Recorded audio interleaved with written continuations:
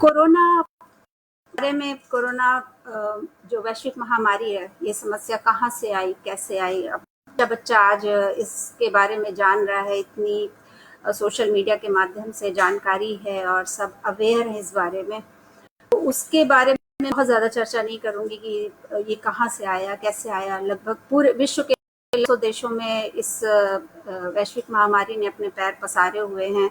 लाखों की संख्या में लोग मरे हैं और करोड़ों की संख्या में लोग प्रभावित हैं और लोगों को बंद कर दिया है अपने घरों में इस महामारी ने। तो आज का जो हमारा विषय है कि कोरोना की जो बीमारी है, इसको हम अपनी जो भारतीय चिकित्सा पद्धतियां हैं, जो आयुर्वेद है, प्राकृतिक चिकित्सा है और भी जो चिकित्सा पद्धति हैं, उसके माध्यम से हम इसको कैसे प्रिवेंशन करें, इस बीमारी से कैसे अपने आप को बचाएं और अगर थोड़ा प्रभावित हैं तो उन चीज़ों से कंट्रोल करें और आगे ना हम इस कोरोना से ही बल्कि आगे भी आने वाली किसी भी बीमारी से हम प्रभावित ना हो, हम इस बारे में चर्चा करेंगे। तो सबसे पहले मैं शुरुआत करूंगी कि जो कोरोना के संदर्भ में हमारे जो भारत सरकार है, माननीय प्रधानमंत्री मोदी जी हैं, उनके नेतृत्व में इस महामारी को इतने अच्छे ढंग से निर्देशित किया गया और इतने अच्छे से कंट्रोल किया गया। अगर हम पूरे विश्व की जो हम और देशों की अगर हम व्यवस्था देखें, वहां पर जिस प्रकार से क्षति हुई है, जिस प्रकार से मृत्यु दर का जो ग्राफ बढ़ा है, हमारे देश में इतनी जनसंख्या होने के बाद भी और इतना जो है विविधता होने के बाद, इतनी सारी समस्याओं के होने के बाद भी इतना कंट्रोल है। तो सबसे पहले तो साधुवाद के पात्र हैं हमारे प्रधानमंत्री श्री नरेंद्र मोदी जी। तो हमें जो गवर्नमेंट के द्वारा जो भी निर्देश हैं, जो भी एडवाइजरी हैं, उनका हमको पूरी तरीके से पालन करना है और उसमें कोई हमें कोताही नहीं बरतनी है। वो चाहे सोशल डिस्टेंसिंग हो, वो सेल्फ हो, क्वारंटाइन करना हो, अपने आप को हाइजीन हो, हाथ धोना हो, सैनिटाइज करना हो, किसी भी तरीके की कोई भी जो भी गाइडलाइंस हैं, एडवाइजरी है, उसका हमको पूरी तरह पूरे अनुशासन के साथ पालन करना है। और जो अपने स्वास्थ्य के लिए वो हमारा अपना व्यक्तिगत प्रयास है। तो दो लेवल पर हम इस बीमारी को जीतेंगे, एक तो सामाजिक स्तर पर, एक व्यक्तिगत स्तर पर। हम अपने शरीर को कैसे स्वस्थ रखें तात्कालिक जो चल रही है और आगामी उसके लिए भी, ना सिर्फ कोरोना के लिए बल्कि आगे, क्योंकि शरीर है तो व्याधि है, शरीर व्याधियों का घर है। कुछ ना कुछ ऐसी समस्याएं हमेशा अंदर से भी आती हैं और बाहरी से भी आती हैं, एक्सटर्नल फैक्टर से भी आती हैं। तो हमें ये सोचना होगा, क्योंकि कोरोना ये जो समस्या आई है, समस्या है, बहुत बड़ी समस्या है। आर्थिक रूप, सामाजिक रूप से पूरा विश्व हिल चुका है, अर्थव्यवस्था हिल चुकी है।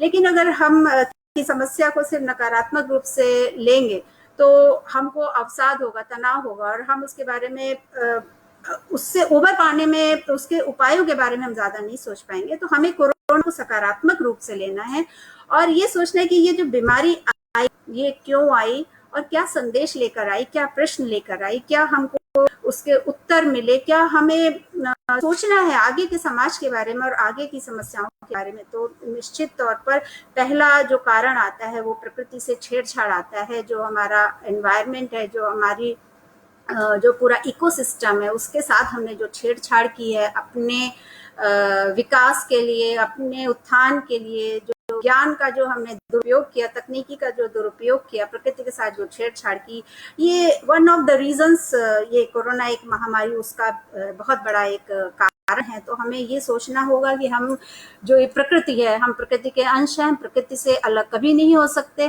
प्रकृति जैसे एक माँ हमें 9 महीने पेट में रख करती है, प्रकृति हमारा पालन पोषण करती है, क्योंकि प्रकृति जिन 5 तत्वों से बना है, हमारा शरीर भी उन्हीं 5 तत्वों से बना है। तो हम किसी भी तरीके से हम अपने आप को अलग नहीं करते, और जिस क्षण हम अपने आप को अलग करते हैं, उसी क्षण हमको व्याधियों के रूप में समस्याएं हमारे साथ हैं और हमें कष्ट मिलने शुरू हो जाते हैं। तो ये एक सबसे बड़ा संदेश है कोरोना के माध्यम से, कि हमें अपनी प्रकृति को, हमें अपने जैव तंत्र को, पशुओं को, अन्य जो पशु हैं वो भी समझना होगा। जो हमारी वनस्पतियां हैं, पेड़ पौधे हैं, जंगल हैं, समुद्र हैं, नदियां हैं, उनको अपने मूल स्वरूप में जो भी बचा है उनको हमें संरक्षित करना है, व्यक्तिगत स्तर पर, सामाजिक स्तर पर और पूरे देश के स्तर पर, तब पूरे वैश्विक स्तर पर अपने आप चीजें ठीक होंगी। तो ये तो एक सामाजिक संदेश हुआ। अब कोरोना की समस्या जो है, ये जो कोरोना महामारी की समस्या के रूप में अब हम इसकी चर्चा करेंगे, तो इसमें ज्यादा, पहली बात तो पैनिक होने की जरूरत नहीं, घबराने की जरूरत नहीं। जितने भी अभी तक हम आंकड़े देखते आए हैं, इसमें ठीक है, संक्रमण बहुत जल्दी फैलता है क्योंकि ये मैन टू मैन है और ये कम्युनिटी डिजीज है, तो इससे संक्रमण एक दूसरे के संपर्क आने से जल्दी फैलता है। लेकिन इस जो फैटिलिटी रेट है वो उतना ज्यादा नहीं, 1% से ज्यादा नहीं है, और वो भी उनका है जो ऑलरेडी बहुत सारे क्रॉनिक डिजीज है और मेडिकल कंडीशन से प्रभावित हैं या बीमारियां उनको हैं, तो उनके साथ ही कुछ जो भी दुर्घटना हुई है उनके साथ ही ज्यादा हुई है। अदरवाइज जो एक सामान्य रोग प्रतिरोधक क्षमता वाला व्यक्ति है, उसको इतनी ज्यादा घबराने की जरूरत नहीं है। हाँ, प्रिकॉशन लेना है और अपनी रोग प्रतिरोधक क्षमता को बनाए रखना है और उसको बढ़ाना है। तो हम इसी पर चर्चा करेंगे कि हम प्रिवेंटिव मोड में भी बात करेंगे, प्रमोटिव मोड में भी बात करेंगे और क्यूरेटिव मोड में भी बात करेंगे। तो हम सबसे पहले शुरुआत करते हैं आयुर्वेद से। आयुर्वेद जो कि हमारा 5000 साल पुराना चिकित्सा विज्ञान है और वैज्ञानिक है, प्रूवन है, प्रकृति पर आधारित है, उसका कोई इफेक्ट्स नहीं है, और सबसे बड़ी चीज कि वो एक होलिस्टिक, एक दिशा में उसका कोई उपचार नहीं होता है। एक दिशा में कोई उपचार हमारे शरीर के लिए काम भी नहीं कर सकता, क्योंकि हमारा जो शरीर है वो शरीर, मन, आत्मा तीनों का ही कॉम्बिनेशन है। तो जब उपचार कोई होता है, वो भले ही एक छोटी सी बीमारी, बुखार हो, खांसी हो, सर्दी हो, तो हमें उसके जो मूल कारण पर सबसे पहले जाना चाहिए कि उसका कारण क्या है, फिर उसका निवारण पर हमें जाना चाहिए। डायरेक्ट जो मॉडर्न मेडिसिन सिस्टम और हमारी जो ट्रेडिशनल मेडिसिन सिस्टम, एक ही मेजर फर्क यही है कि हम जो है रोगी की चिकित्सा करते हैं, रोग की चिकित्सा नहीं करते। यानी कि हम लाक्षणिक जो सिम्पटम बेस्ड है उस पर हम कोई चिकित्सा नहीं करते। हम रोगी के पूरे उसके जो है कहना चाहिए मानसिक अवस्था को भी, उसकी मनोवैज्ञानिक अवस्था को, उसकी शारीरिक अवस्था को पूरा उसका डायग्नोसिस करते हैं। फिर उस जो भी समस्या है उसके रूट में जाते हैं और उसको कई सारी पद्धतियों से, उसमें खान पान भी होगा, उसमें आपकी जीवन शैली होगी, दिनचर्या होगी और सद्वृत्ति होगी, तो सब पर हम उस पर प्रकाश डालते हैं, तब वो रोग समूल नष्ट होता है, मूल से नष्ट होता है, और फिर उसकी दोबारा पनपने की जो शंका होती है वो पूरी तरह से मिट जाती है, अगर हम उस चीज को कंटिन्यू करते हैं, उस जीवन शैली को, उस खान को, आहार को, विहार को। तो जब हम आयुर्वेद से हम शुरुआत करेंगे, हम योग पर भी बात करेंगे, हम प्राकृतिक चिकित्सा पर भी बात करेंगे कोरोना को लेकर। कोरोना चूंकि एक रेस्पिरेटरी जो है सिस्टम की एक प्रॉब्लम है, जो सबसे ज्यादा इससे प्रभावित होता है वो हमारा रेस्पिरेटरी सिस्टम है। तो आयुर्वेद में जो स्वास्थ्य की परिभाषा है कि एक स्वस्थ व्यक्ति कौन है, उसकी परिभाषा क्या है, उसमें एक बहुत ही अच्छा एक श्लोक है कि सम दोषः समाग्निश्च, सम धातु मलः क्रिया, प्रसन्नात्मेन्द्रिय मना स्वस्थ इत्यभिधीयते। मतलब जिसके तीनों दोष समान है, यानी कि ना तो वात कुपित है, ना तो पित्त कुपित है, ना जो है कफ कुपित है, तीनों बैलेंस्ड हैं। सम धातु, जिसकी सातों धातु में पुष्ट हैं, क्रिया जो है प्रॉपर होती है, जो मल विसर्जन है, मूत्र विसर्जन है, वो जो दोनों प्रहर का जो प्राविधान है वो भली भांति होता है, और हमारी आत्मा प्रसन्न है, मन हमारा जो है स्थिर है, चंचल नहीं है, इंद्रिया वश में है, तो वही व्यक्ति स्वस्थ माना जाता है। आत्मा प्रसन्न का अर्थ है कि आत्मा अपने मूलभूत गुणों में अवस्थित है। आत्मा के अपने मूलभूत गुण क्या है कि प्रेम करना, आत्मा का मूलभूत गुण है कि संवेदनशील होना, कंपैशन होना, और जो है परोपकार की भावना होना। जितने करुणा से संबंधित जितने भी गुण हैं वो हमारी आत्मा के गुण हैं, और वही गुण हमें मानव असल में हमें मानवीय गुणों के साथ हमें एक असल में एक ह्यूमन बीइंग बनाते हैं। तो आत्मा के अपने मूल गुणों में अवस्थित होना, इंद्रियों पर नियंत्रण होना, क्योंकि इंद्रिय नियंत्रण ना होना एक बहुत बड़ा कारण है बीमारी का। इंद्रिय नियंत्रण क्यों है कारण कि अगर जो 10 हमारी इंद्रियां, कर्म इंद्रियां और ज्ञान इंद्रियां, हम जानते हैं कि उसका क्या कार्य। अगर मान लीजिए हमारी जिह्वा है, जीभ है, या हमारी आंख है, कान है, नाक है, या त्वचा है, जो भी इंद्रियां हैं अगर वो अपना कार्य भली भांति कर रही हैं तो हम स्वस्थ हैं। हमारी जीभ को पता है कि ये चीज हमारे लिए अच्छी है, ये चीज बुरी है, ये गलत है, ये सही है, ये हमारे लिए नुकसानदायक। इसके बावजूद भी हम अगर उस चीज को हम करते हैं, कंटिन्यू करते हैं, तो फिर वो निश्चित तौर पर हमको कहीं ना कहीं किसी भी मोड़ पर वो नुकसान देगी, जिसको कि हम आई की भाषा में प्रज्ञापराध भी कहते हैं। प्रज्ञापराध क्या होता है कि हमें उस चीज का ज्ञान तो है लेकिन हम उसका अनुसरण नहीं करते, हम उसको फॉलो नहीं करते। तो जब तीनों दोष हमारे जो है समान हो, ऊपर नीचे नहीं हो, बैलेंस्ड हो, धातुएं हमारी पुष्ट हो, रस रक्त मांस मेद मज्जा अस्थि शुक्र वीर्य जितने भी हैं उनका भली भांति पोषण हो रहा हो, और वो सभी अंगों को पुष्ट करती हो, मल का विसर्जन प्रॉपर हो, आत्मा मन और इंद्रिय सब हमारी प्रसन्न हो, वही व्यक्ति स्वस्थ है। और जो हमारा WHO है, वर्ल्ड हेल्थ ऑर्गेनाइजेशन, उस वो भी कहीं ना कहीं ये जो हमारी जो आयुर्वेद की परिभाषा है उसी के ही फॉर्मेट की भी परिभाषा है कि जो ओनली फिजिकल डिजीजेस का क्योर होना not symbol of healthy person. जो एक हेल्दी पर्सन है उसको मेंटली भी रिजॉल्व होना चाहिए और सोशल वेलबींग भी होना चाहिए। तो WHO भी जो एक स्वास्थ्य की जो उसने परिभाषा है वो होलिस्टिक वे में ही दी है। तो ये जो हमारे आयुर्वेद के हिसाब से ये जो श्लोक है इसी को ही हम अभी आगे एक्सपैंड करेंगे कि इसके आधार पर हम अपने स्वास्थ्य का कैसे डायग्नोसिस कर सकते हैं, और इसके आधार पर हम कैसे अपना सेल्फ डायग्नोसिस करके कि ठीक है दोष है। एक तो सबसे पहले ये जानना जरूरी है कि हमारा एक हर व्यक्ति के का एक वात पित्त कफ जो 3 दोष हैं, कहीं ना कहीं एक डोमिनेंट एक दोष होता है कि मेरा कोई दोष होगा। आप में से जितने लोग हैं उनमें वात की अधिकता अधिक होगी, मतलब वात अधिक होगा, कफ अधिक होगा, पित्त अधिक होगा। वो एक बेसिक जो हमारा कॉन्स्टिट्यूशन है, बॉडी की जो हमारा शरीर की जो संरचना है, संविधान है, उसको जानना जरूरी है। तो वो तो खैर एक बात की बात है कि एक योग चिकित्सक से आप जो है अपने बॉडी का कॉन्स्टिट्यूशन जान सकते हैं, फिर उसके आधार पर ही आप अपना आहार विहार, जीवन शैली और जो खान पान है, अगर आपका कफ का नेचर है तो निश्चित तौर पर आपको कफ वर्धक भोजन नहीं करना होगा, जो कफ को नाश करते हैं, कफ नाशक भोजन नहीं करना होगा। लेकिन अगर हम इस बारे में अवेयर नहीं है कि हमारा जो नेचर है कफ का है, कफ वाला है, तो और हम कफ बढ़ाने वाला भोजन अगर हम करते जाएंगे तो कहीं ना कहीं हमारे अंदर व्याधियां आएंगी। तो ये एक बात की बात है कि हम अपना जो शरीर, जो हमारी जो संरचना है, जो हमारा संविधान है, विधान है, उसको जानना जरूरी है। इसके बाद आहार विहार हमारा उसी पर आधारित होगा, जो हमारे शरीर की जो हमारी संरचना है उसके ऊपर ही होगा।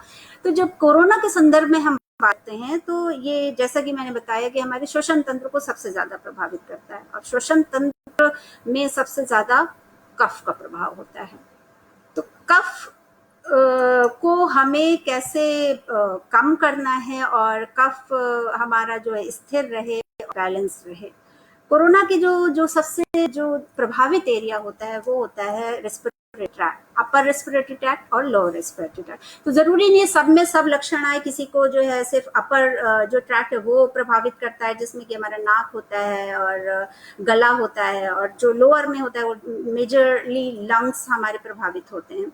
और उसमें भी क्या होता है, म्यूकस का एक्युमुलेशन होता है, कफ होता है और बलगम बनता है। तो ये जो एक मेजर लक्षण है, बुखार होता है, बॉडी एक होता है, फटीग होता है, ये सब लक्षण है कोरोना के प्राथमिक। तो आयुर्वेद के हिसाब से जब हम आहार विहार और जीवन शैली की बात करें तो जीवन शैली का अर्थ होता है कि सुबह उठने से लेकर रात सोने तक हमारा एक एक एक्शन कैसा होना चाहिए। एक एक एक्शन में हमारे शरीर की जो मूलभूत आवश्यकता है उसको मद्देनजर रखते ही हमको कोई भी चीज करनी है, वो चाहे भोजन हो, वो चाहे कोई हमारा कर्म हो, वो उठना हो, बैठना हो, सोना हो, सांस लेना हो, कोई भी क्रिया है, सबके पीछे ज्ञान है और सबके पीछे कोई ना कोई आधार है। तो आयुर्वेद भोजन के बारे में क्या कहता है कि इसमें हमारी ऐसा भोजन हमें लेना है जो हमारी सातों धातुओं को पोषित करे, मतलब रस, रक्त, मांस, मज्जा, अस्थि, मल, शुक्र, वीर, जितने भी हमारी ये सप्त धातुएं हैं ये पोषित हों, ऐसा हमें भोजन लेना है। कंप्लीटनेस भी आयुर्वेद जो हमारा पुराना भोजन होता था, पूरी भरी थाली का कॉन्सेप्ट होता था जिसमें हर चीज होती थी, जिसमें आज की भाषा में आयुर्वेद में तो कार्बोहाइड्रेट, फैट, प्रोटीन ये टर्म नहीं यूज होते थे, लेकिन अगर हम आधुनिक मॉडर्न उसमें अगर हम टर्म में समझें तो ये हमारे जो शरीर की जो आवश्यकता होती है उसमें जो जो न्यूट्रिएंट होते हैं वो 45 न्यूट्रिएंट हमारे शरीर को आवश्यक होते हैं। 45 न्यूट्रिएंट में 2 को हम माइनस कर देते हैं, ऑक्सीजन और वाटर, बाकी बचते हैं 43 न्यूट्रिएंट, मतलब पोषक तत्व। और वो पोषक तत्व carbohydrate, fat, protein, minerals and vitamin, in 5 segments में हम उनको बांट देते हैं। और वो जो 5 ये जो हमारे जो न्यूट्रिएंट्स हैं इनको भी हम फिर भोजन के आधार पर फिर हम इनको 3 श्रेणी में बांट देते हैं कि जैसे सीड्स, नट्स और लेग्यूम्स, इसके बाद वेजिटेबल्स एंड फ्रूट्स। ये 3 सेगमेंट में हम बाकी के 43 जो न्यूट्रिएंट्स हैं हमारे हैं उनको हम फिर बांट देते हैं। तो उसमें हमारा सब चीजों का उसमें प्रधानता होनी चाहिए, उसमें जो है कार्ब भी हो, उसमें फैट भी हो, उसमें प्रोटीन भी हो, उसमें सब्जियां भी हो, उसमें फल हो। बॉडी का जो हमारा जो कॉन्स्टिट्यूशन होता है, अम्ल और क्षार दोनों का कॉम्बिनेशन होता है। अम्ल जो है उसका जो प्रोपोर्शन है 80-20 का, 80% एल्कलाइन हमारी बॉडी होनी चाहिए और 20% हमारी एसिडिक बॉडी होनी चाहिए। तो एल्कलाइन एसिडिक जो बैलेंस है ये हमारी हेल्थ के मेंटेनेंस, डिजीज के क्योर का आधार है। अगर 80-20 का प्रोपोर्शन हम मेंटेन रखते हैं तो हमको कोई व्याधि आहार के स्तर पर कभी नहीं होगी। और ये एल्कलाइन जो बैलेंस है ये कहाँ से आएगा? तो जो क्षार है, क्षारीय चीजें हैं वो सबसे ज्यादा किसमें है? सब्जियों में है। सब्जियों में भी हम किसी चीज को कैसे लेते हैं, कैसे ग्रहण करें, कैसे खाते हैं।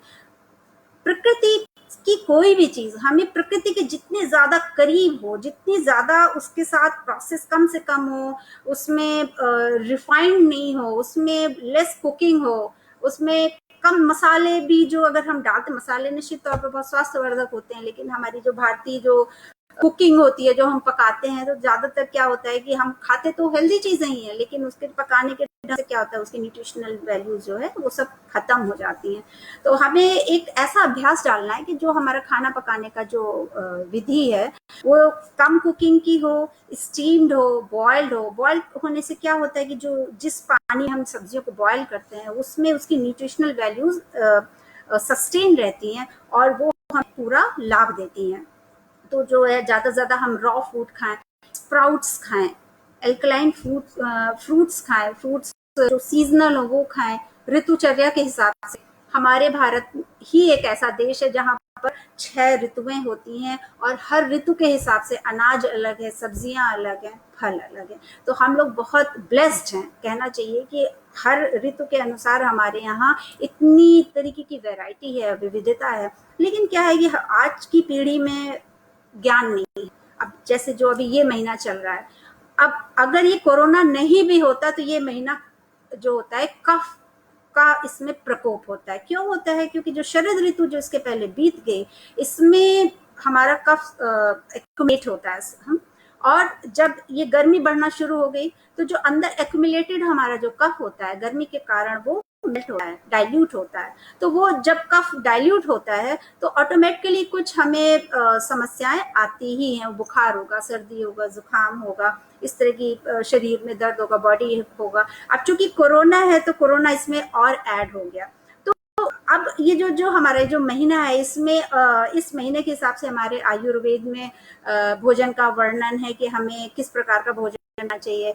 इस महीने में, इस ऋतु में हमें जो हल्का सुपाच्य भोजन करना चाहिए, क्योंकि जो हल्का भोजन होगा वो हमारे कफ का नाश करेगा। अगर हम बहुत ज्यादा गरिष्ठ खाएंगे, बहुत ज्यादा हम ऑयली खाएंगे, तो वो हमारे कफ को और बढ़ाएगा। तो हल्का सुपाच्य भोजन कर, हरड़ का सेवन जरूर करें। इस महीने हरड़ तो हमें साल भर ही लेना है, लेकिन हरड़ का कॉम्बिनेशन होता है। हर महीने में हरड़ को अलग अलग कॉम्बिनेशन के साथ लेने से, वो हरड़ के बारे में आयुर्वेद में उद्धृत है कि हरड़ हमारी दूसरी माता है। जिसकी मार गई हो वो हरड़ उसका पालन करती है। इस लेवल तक का हरड़ को स्थान दिया गया हमारे आयुर्वेद में।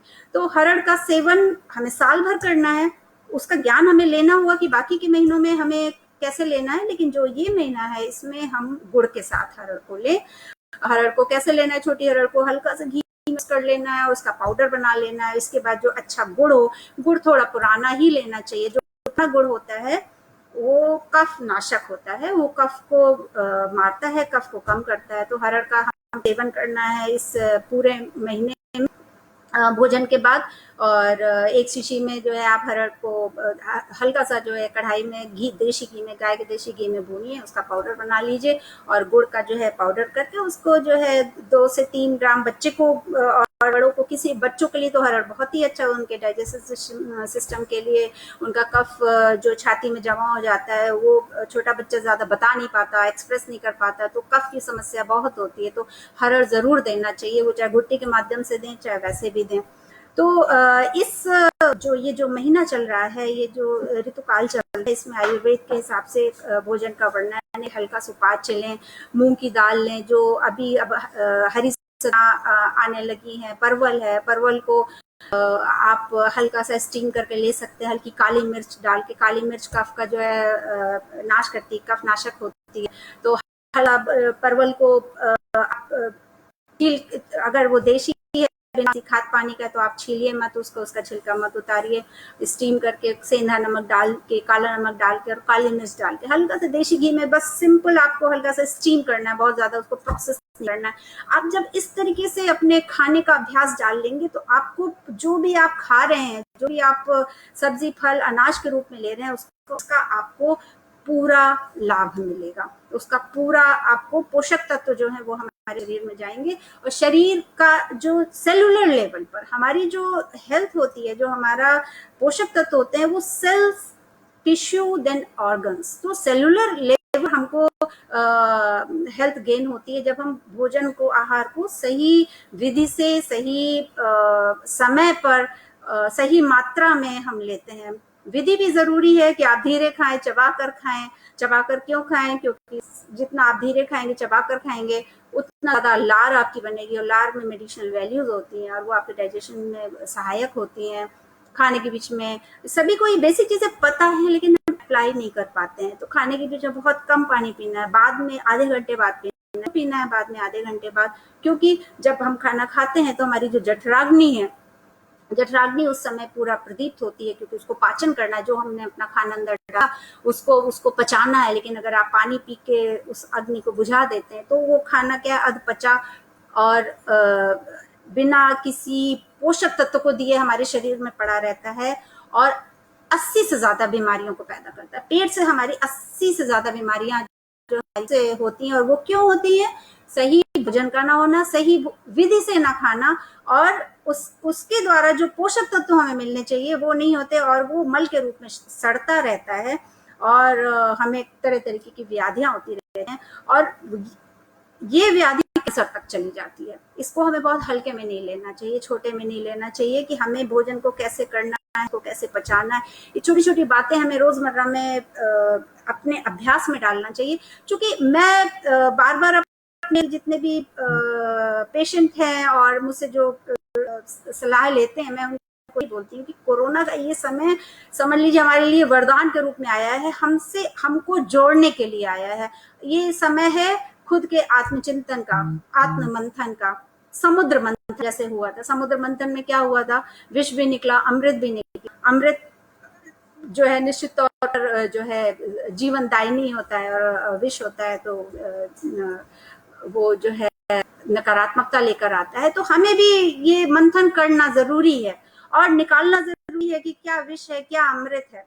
और ये बहुत अच्छा समय, क्योंकि सामान्य जीवन में जब हम अपने काम में व्यस्त होते हैं तो हमें यही शिकायत होती है कि समय नहीं है। अभी इतना समय है कि आप उस समय का इतना अच्छा उपयोग करिए और अपने स्वास्थ्य के लिए करिए, क्योंकि ये जो कहा गया है कि पहला सुख निरोगी काया, इसको व्यर्थ में तो नहीं कहा गया है। अगर आप निरोगी नहीं हैं, आपके अंदर ताकत, स्नायुओं में बल नहीं है, आपका जो है रक्त संचार अच्छे से नहीं होता, आपके भोजन का पाचन नहीं होता, आपका मल विसर्जन नहीं होता अच्छे से, आप कॉन्स्टिपेटेड रहते हो, आपका सिर दर्द बना रहता है, आपको अवसाद है, किसी भी तरह की कोई समस्या, यकीन मानिए सुख एक तरफ लगते हैं, कुछ अच्छा नहीं लगता जब हम बीमार होते हैं। और जब हम बिल्कुल स्वस्थ होते हैं, सकारात्मक होते हैं, तो तरह तरीके के हमारे अंदर क्रिएटिव आइडियाज भी आते हैं और हम आगे बढ़ते हैं जीवन में।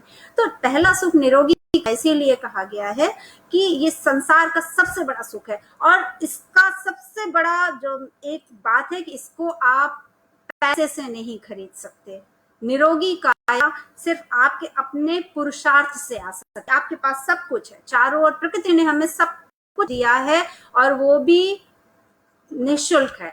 ऑक्सीजन निःशुल्क, नदी का पानी, सब कुछ निःशुल्क, लेकिन हम लेना नहीं चाहते। तो ये कोरोना का जो समय है, ये हमको आत्मचिंतन का है, तो वो भी प्रक्रिया साथ साथ हमें करते रहना है। अपने स्वास्थ्य के साथ साथ अपने स्वास्थ्य के सुधार में जो भी एफर्ट्स हैं उनको हमें करते रहना है।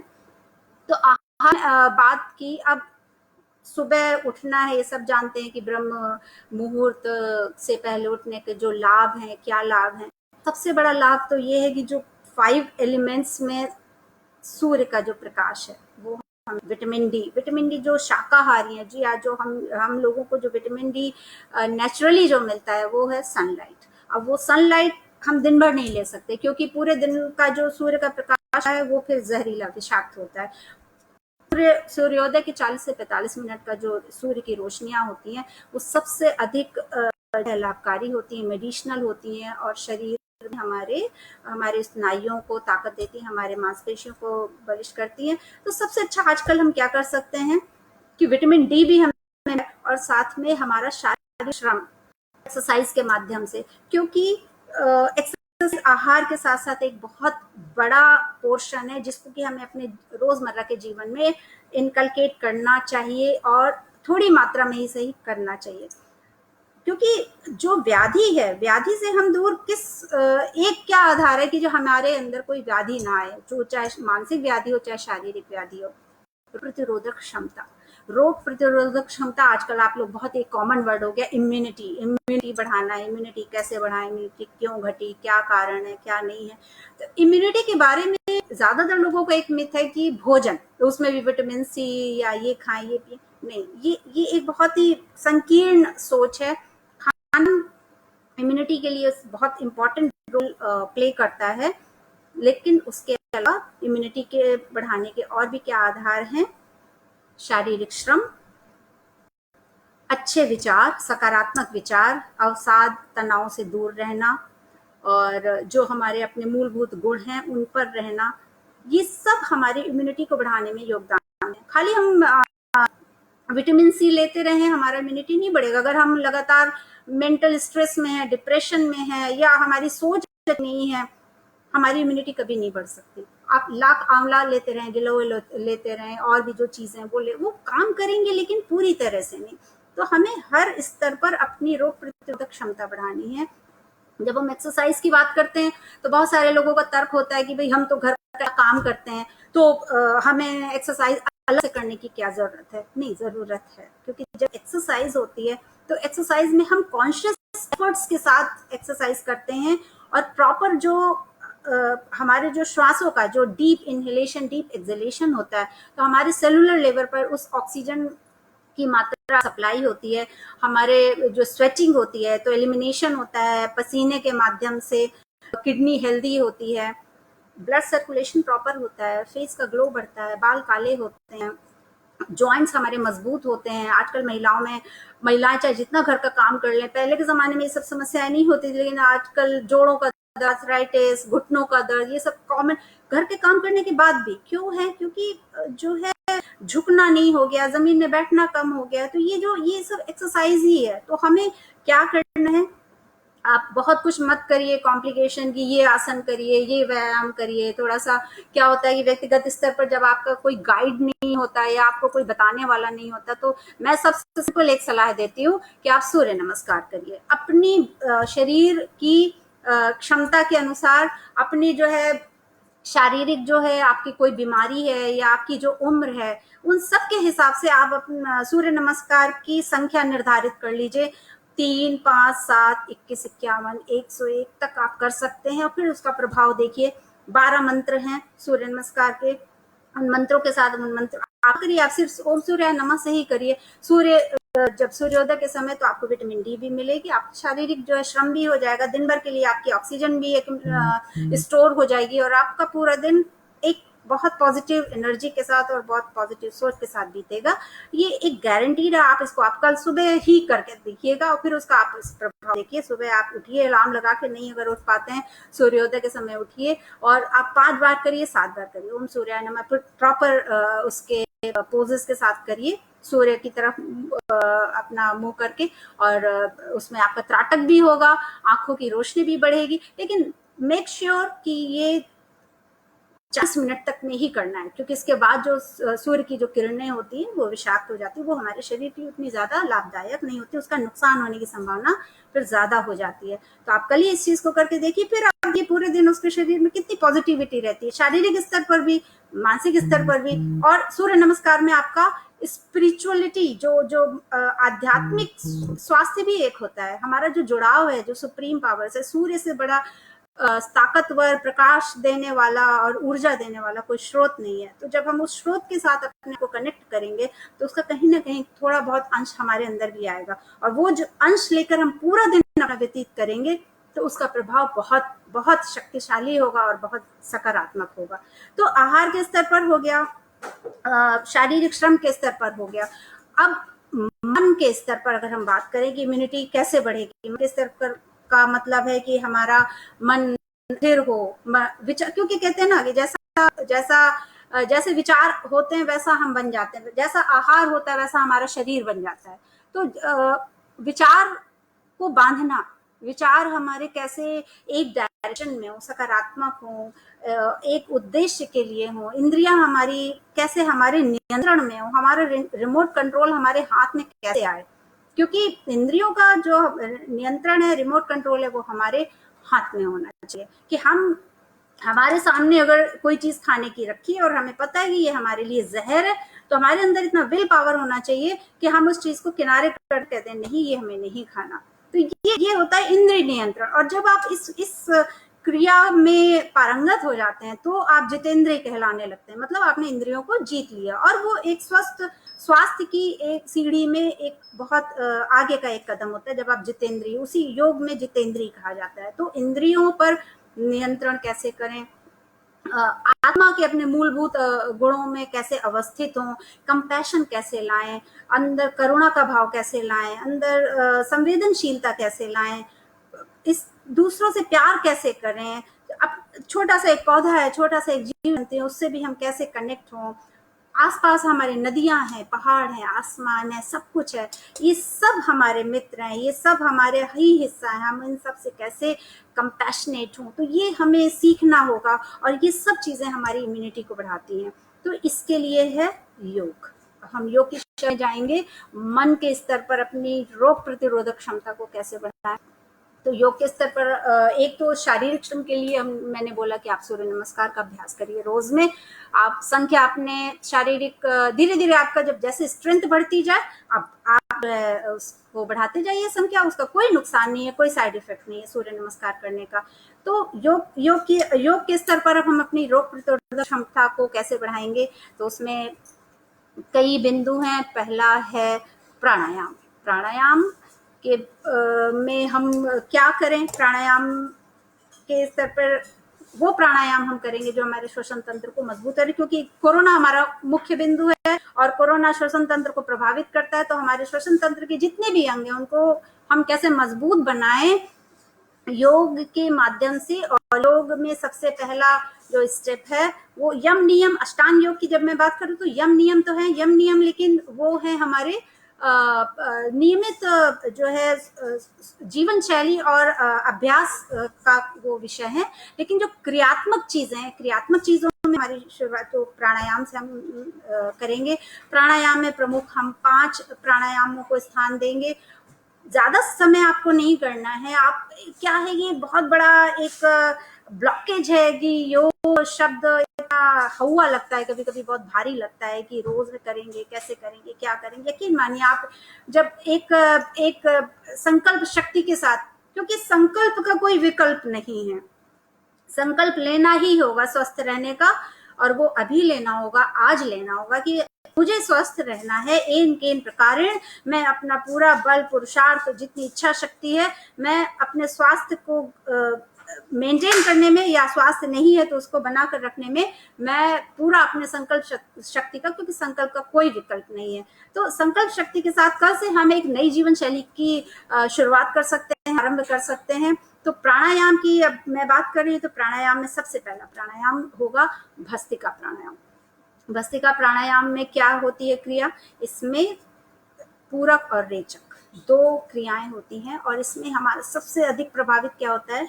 लंग्स सबसे अधिक मजबूत होते हैं, क्योंकि हम जितना धीरे गति से साउंडलेस होकर हम इस क्रिया को करते हैं उतने ज्यादा ऑक्सीजन हम 8 गुना 10 गुना ऑक्सीजन का इंटेक अपने शरीर में बढ़ा सकते हैं और अपने फेफड़ों को मजबूत कर सकते हैं। तो रोज आप 2 से 3 मिनट ही सिर्फ करिए, उसके बाद आप धीरे धीरे अभ्यास बढ़ा लीजिए। तो डीप ब्रीदिंग के साथ 5 सेकेंड, 10 सेकेंड, 20 सेकेंड, 40 सेकेंड, जैसे जैसे क्षमता आपकी बढ़ती जाएगी आप इनहेल और एक्सेल कैसे करना है। आंख बंद करेंगे, किसी भी मुद्रा में बैठेंगे। मुद्रा, अब मैं मुद्रा की बात करती हूँ क्योंकि प्राणायाम जब आप करें तो मुद्रा के साथ करने से क्या होता है कि उसका प्रभाव जो है कई गुना ज्यादा बढ़ जाता है। तो हमारे श्वसन तंत्र को मजबूत करने के लिए मैं 3-4 मुद्राएं आपको बताऊंगी कि आप उनको नियमित रूप से उनका अभ्यास करिए। एक तो सबसे जो है इफेक्टिव, सबसे ज्यादा प्रभावशाली जो मुद्रा है वो है लिंग मुद्रा। आप दोनों हाथों को ऐसे, पूरी उंगलियां आपको ऐसे क्रॉस करके ऐसे बनाना है और लेफ्ट हैंड का जो ये अंगूठा है इसको ऊपर रखना है। इससे क्या होता है कि हमारे शरीर में गर्मी आती है, जो कफ होता है वो सूखता है, विटामिन की जो डेफिशिएंसी होती है वो पूरी होती है, रोग प्रतिरोधक क्षमता बढ़ती है, जीवनी शक्ति बढ़ती है, सकारात्मकता बढ़ती है इस मुद्रा से। एक ये प्राण मुद्रा है। प्राण मुद्रा से भी हमारे अंदर जीवनी शक्ति का संचार होता है। इस मुद्रा में भी हम बैठ के हम प्राणायाम कर सकते हैं। धारणा शक्ति मुद्रा है। धारणा शक्ति मुद्रा में आपको क्या करना है कि अंगूठा और ये जो इंडेक्स फिंगर है, तर्जनी है, जो इसमें अंगूठा का जो पहला भाग, दूसरा भाग और मूल भाग जो बॉटम लाइन है, तो ये तीनों का प्रयोग हम करते हैं कुंभक क्रिया में। कुंभक क्रिया को बढ़ाने के लिए, तो जितना अधिक हम कुंभक क्रिया बढ़ाएंगे उतना ज्यादा हमारा ऑक्सीजन का इंटेक बढ़ेगा और हमारे लंग्स की कैपेसिटी, हमारा क्षमता है वो बढ़ेगी। और ऑक्सीजन का इंटेक हमारे अंदर जब जैसे बढ़ेगा तो हमारी हीलिंग पावर, जो हमारे अंदर की जो रोग प्रतिरोधक क्षमता है, तो ऑटोमेटिकली बढ़ेगी। तो जब हम भस्त्रिका करें तो चलिए हम धारणा शक्ति मुद्रा के साथ मैं बता रही हूँ कि आप भस्त्रिका को कैसे करना है। तो आप इंडेक्स फिंगर और अंगूठा, बाकी की 3 उंगलियां ऐसे रहेंगी। तो इंडेक्स फिंगर को आप अंगूठे के पहला जो हिस्सा है, ऊपर का जो ये पार्ट है, इसको प्रेस करना है, इस पर थोड़ा सा बल देना है। बल देकर फिर आप आंख बंद करके बैठेंगे और लंबा गहरा श्वास भरना है आपको डायफ्राम तक। यहाँ तक नहीं, डायफ्राम तक। जो हमारी रिब्स हैं उसके नीचे डायफ्राम होता है। धीरे धीरे शुरुआत में बहुत सारे लोगों को कठिनाई हो सकती है, लेकिन जब धीरे धीरे हम अभ्यास करेंगे तो वो श्वास हमारी वहां तक लेने का हमारा अभ्यास बढ़ जाएगा और हम देखेंगे कि हमारे शरीर में कितना हल्कापन आएगा और जो शॉर्ट ब्रेथनेस और इन सब की जो समस्या है वो सब, क्योंकि कोरोना का एक वन ऑफ द सिम्टम है कि श्वास लेने में तकलीफ, ब्रेथलेसनेस होती है, तो ये सब चीजों पर आपका जो है नियंत्रण होगा। तो भस्त्रिका को हम करेंगे धारणा शक्ति मुद्रा से। तो तर्जनी को अंगूठे के पहला जो हमारा भाग है इसको हम प्रेशर देके ऐसे बैठेंगे, आंख बंद करेंगे और श्वासों के साथ जुड़ना है, सहज और होकर बैठना है और एक विचारधारा के साथ। जब भी हम किसी भी श्वास को अंदर ले जाएं या बाहर छोड़ें तो सकारात्मकता को अंदर ले जाएं और नकारात्मकता को बाहर छोड़ें। सकारात्मकता अंदर ले जाने का अर्थ है कि पॉजिटिव एनर्जी को ले जाना है, एक विचार ले जाना है कि मेरे अंदर किसी व्याधि को नहीं रहना है। मैं इस संकल्प के साथ इस अभ्यास को कर रहा हूं कि मुझे स्वस्थ बनना है, मुझे समर्थ बनना है, ऊर्जावान बनना है, शक्तिशाली बनना है। तो भस्त्रिका को हम कैसे करेंगे? श्वासों का दृष्टा बनकर, साक्षी बनकर हमको करना है भस्त्रिका प्राणायाम। लंबा गहरा श्वास भरेंगे,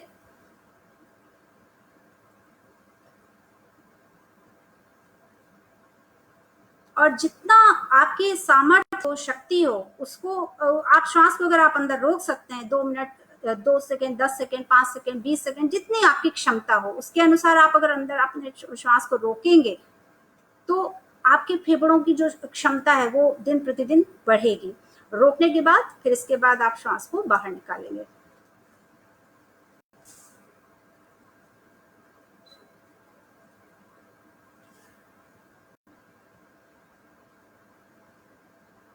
तो जब आप श्वास को बाहर निकालेंगे तो आपके अंदर से क्या विचार बाहर निकलेगा कि ये सिर्फ कार्बन डाइऑक्साइड नहीं बाहर निकल रही है, ये निकल रही है मेरी व्याधियां, मेरी नकारात्मकता, मेरे अंदर का जो भी अवसाद है, तनाव है, किसी भी रूप में जो मेरे शरीर और मन आत्मा के लिए मित्रवत नहीं कार्य कर रहा, वो सब मैं इस प्रश्वास के माध्यम से मैं बाहर निकाल रहा हूँ या निकाल रही हूँ। और मैं अंदर भरते समय इसका अपोजिट सकारात्मकता के साथ श्वास को अंदर लेना है। तो ऐसे हम भस्त्रिका का अभ्यास करें प्रतिदिन 5 मिनट से हम अभ्यास शुरू करके 15 मिनट, 20 मिनट, 25 मिनट, जैसे भी आपकी समय आपको अलाउ करता है और आपकी शारीरिक क्षमता आप अलाउ करती है। तो भस्त्रिका के बाद नेक्स्ट प्राणायाम आता है कपालभाति। कपालभाति प्राणायाम, सब प्राणायाम से आप सब लोग भली भांति वाकिफ होंगे, लेकिन मैं अब चूंकि कोरोना के संदर्भ में इनका विश्लेषण कर रही हूँ, एक्सप्लेन कर रही हूँ, तो आपको समझना होगा कि ये कैसे आपके लिए लाभदायक है। इसमें बस थोड़ा सा ध्यान ये देना होगा कि जो हाई ब्लड प्रेशर या प्रेग्नेंट लेडीज और जो इफ एंड बट्स हैं वो सभी में लागू होंगे, तो उनका अपने बुद्धि विवेक के अनुसार करके ही किसी भी क्रिया या किसी भी चीज को फॉलो करना है। तो कपालभाति में जैसा कि नाम है कपालभाति, मतलब आपका जो चेहरे का ओज है, कपाल है, उसमें प्रकाशमान होता है। और चूंकि ये मेनली इसमें पेट का रोल, पेट का कार्य होता है, तो पेट हमारा डाइजेस्टिव सिस्टम स्ट्रांग होता है। डाइजेस्टिव सिस्टम स्ट्रांग होगा तो निश्चित तौर पर बाकी के और जो हमारे क्योंकि हर सिस्टम रिलेटेड है, किसी को हम सेपरेट नहीं कर सकते कि पाचन तंत्र, श्वसन तंत्र, हृदय, जो सर्कुलेटरी सिस्टम है, या हमारा हड्डियों का निर्माण है, कुछ भी है, सब चीजें इंटर रिलेटेड है। तो किसी भी क्रिया का प्रभाव हर एक तंत्र पर पड़ता है। तो ये सबसे बड़ा इसका जो है ब्यूटी है, कहना चाहिए खूबसूरती है। तो कपालभाति को जब हम करेंगे,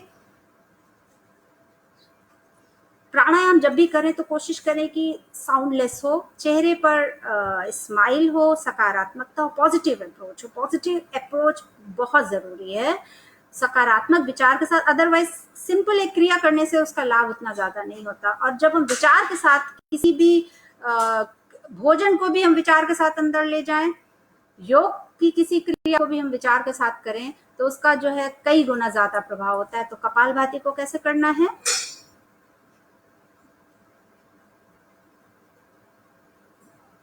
तो ऐसे ये साउंडलेस होकर इसमें सिर्फ फोर्स एक्सलेशन होता है, सिर्फ श्वास को बाहर फेंकना है। ऑटोमेटिक इनहेलेशन होता है इन बिटवीन 2 एक्सलेशन, जिसमें आपको इनहेल नहीं करना है, ऐसा प्रयास ऑटोमेटिक होता रहेगा। तो इसका भी अभ्यास आप 5 मिनट से बढ़ाकर कर सकते हैं, 10 मिनट, 15 मिनट, 20 मिनट। तो भस्त्रिका हो गया, प्राणायाम हो गया। इसके बाद सबसे एक और महत्वपूर्ण प्राणायाम आता है नाड़ी शोधन, अनुलोम विलोम प्राणायाम। अनुलोम विलोम प्राणायाम क्यों इम्पोर्टेंट है? क्योंकि ये कई स्तर पर हमारे शरीर को लाभ देता है, शारीरिक स्तर पर भी, मानसिक स्तर पर भी और आध्यात्मिक स्तर पर भी। शारीरिक स्तर पर कैसे करता है कि अगर हम आधुनिक मॉडर्न साइंस के हिसाब से बात करें तो हमारे जो दोनों ब्रेन स्फीयर हैं, राइट एंड लेफ्ट, ये दोनों को बैलेंस करता है। नाड़ियों के स्तर पर बात करें तो जो ईड़ा नाड़ी है, पिंगला नाड़ी है, ये दोनों के बीच में समभाव स्थापित करता है। सिंपैथेटिक पैरासिम्पैथेटिक जो हमारा नर्वस सिस्टम है, दोनों में बैलेंस करता है अनुलोम विलोम प्राणायाम। तो अनुलोम विलोम प्राणायाम को कैसे करना है? डीप ब्रीदिंग के साथ साउंडलेस ब्रीदिंग, चेहरे पर स्माइल, पॉजिटिव अप्रोच, एक एक एक जो है विचार साथ श्वास को अंदर ले जाए कि मेरी जो भी श्वास ये अंदर जा रही है, एक एक कोशिका को ये पोषित कर रही है, स्वास्थ्य दे रही है, व्याधियों को समूल नाश कर रही है। और एक एक श्वास में जो हम श्वास को बाहर फेंकेंगे कि मेरे शरीर की एक एक व्याधि शरीर से बाहर निकल रही है और धीरे धीरे मैं स्वस्थ महसूस कर रहा हूँ, मेरे अंदर रक्त का संचरण सही मात्रा में हो रहा है, मेरी धातुएं पुष्ट हो रही हैं, मेरा मन प्रसन्न है, मेरी इंद्रियां मेरे नियंत्रण में है, मेरी आत्मा पोषित हो रही है। ये जब भावना रहेगी तो आप बाहरी विषयों से अपने आप को अलग भी कर पाएंगे, नकारात्मकता आपकी अपने आप दूर हो जाएगी। क्योंकि कोरोना का जो ये समय है, कोरोना के समय में सबसे बड़ा एक जो चीज़ है कि घर में रहते रहते, एक से वातावरण में रहते रहते बहुत सारे लोगों को डिप्रेशन और स्ट्रेस की समस्या भी हो रही है और होने की संभावना भी है। तो उन चीज़ों से बचने के लिए प्राणायाम बहुत आवश्यक है। मेडिटेशन, ध्यान, जिसको आप जो भी स्वरूप कह लें, वो बहुत ज़रूरी है। अदरवाइज अगर डिप्रेशन या तनाव हो गया तो फिर ये की और ज्यादा एक बड़ी समस्या है। तो इसको जरूर करना है, इस भावना, इस विचार के साथ और एक इस संकल्प के साथ अनुलोम विलोम। एक बार मैं एक राउंड करके बता रही हूँ आपको वैसा ही करना है। आप दाहिनी जो है ये तरफ का जो है नॉस्ट्रिल है, जो नाक बंद करेंगे और ये जो बीच की 2 उंगलियां हैं इसको बाईं तरफ से इसको ऐसे बंद करना है। तो ये ऐसे चलेगा। तो लेफ्ट तरफ से आपको धीरे, जितना आप स्लोएस्ट पेस के साथ आप इनहेल करेंगे उतना ज्यादा लाभदायक होगा। आपको पता होगा कि इस प्लैनेट में सबसे ज्यादा उम्र किस जीव की होती है? कछुए की। और कछुए की जो श्वास की गति है वो सबसे कम होती है। तो योगी जो हमारे पहले के 400 साल, 200, 300, 400 साल जीते थे, उनका अपनी श्वासों पर नियंत्रण था। वो जब चाहे जैसे चाहे श्वासों पर अपना, तो श्वासों पर नियंत्रण ही पूरा खेल है इस जगत में, इस पूरे ब्रह्मांड में। तो हम अपने श्वासों के माध्यम से ही हमें अपना स्वास्थ्य ढूंढना है, उसी में ही हमारा स्वास्थ्य छुपा है, उसी में ही हमारी समाधि का मार्ग भी छुपा हुआ है। तो अनुलोम विलोम करेंगे, धीरे धीरे श्वास को भरना है और विचार के साथ भरना है। कैसे करना है?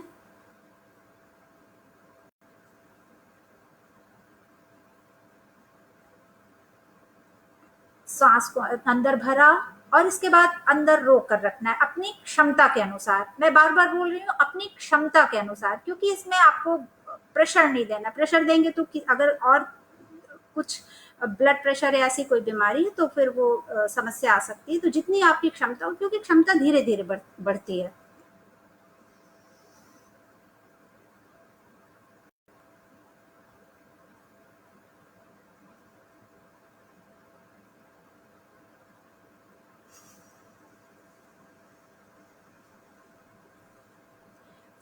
आपने बाईं तरफ से श्वास को भरा, अंदर रोका, फिर बाईं नाक बंद की और दाहिने तरफ से आपने श्वास को बाहर निकाला। फिर इसके बाद आप दाहिने से भरेंगे और अंदर रोकेंगे और बाईं तरफ से निकालेंगे। तो ये पूरा एक कंप्लीट साइकिल हुआ। ऐसे ही आपको 10 मिनट, 15 मिनट आपको करना है। आपका शुरू में जैसे फोकस नहीं हो पाता या मन नहीं बंध पाता तो आप कोई एक संगीत लगा सकते हैं, जो या घर की बालकनी, छत में प्रकृति के उसमें संरक्षण, प्रकृति के साथ आप बैठकर करेंगे तो और ज्यादा उसका लाभ होगा। तो भस्त्रिका हो गया, कपालभाति हो गया, अनुलोम विलोम हो गया। अब इसके बाद आती है भ्रामरी की बारी। भ्रामरी और उद्गीत, ये दोनों प्राणायाम हमारे मानसिक व्याधियों के लिए। अभी तो ये जो भस्त्रिका, कपालभाति, अनुलोम विलोम, ये हमारी शारीरिक व्याधियों के नियंत्रण के लिए, खासकर श्वसन तंत्र को मजबूत करने के लिए। चूंकि ये जो समस्या है, हम घर में हैं, महीनों से घर में, आगे भी हमें घर पर रहना है, तो हमें अपने तनाव, अवसाद को भी नियंत्रण में रखना है, अपने मन को भी नियंत्रण में रखना है। तो उसके लिए भ्रामरी और उद्गीत को कैसे करना है?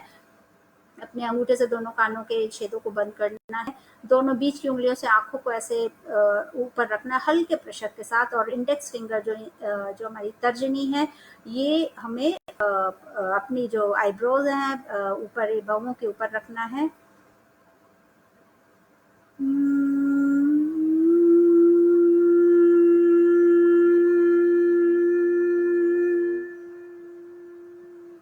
जब आप भ्रामरी करेंगे तो दांतों की जो पंक्तियां हैं उनको आप मिलाकर रखिए हल्का सा, तो आप देखेंगे कि एक वाइब्रेशन होगा।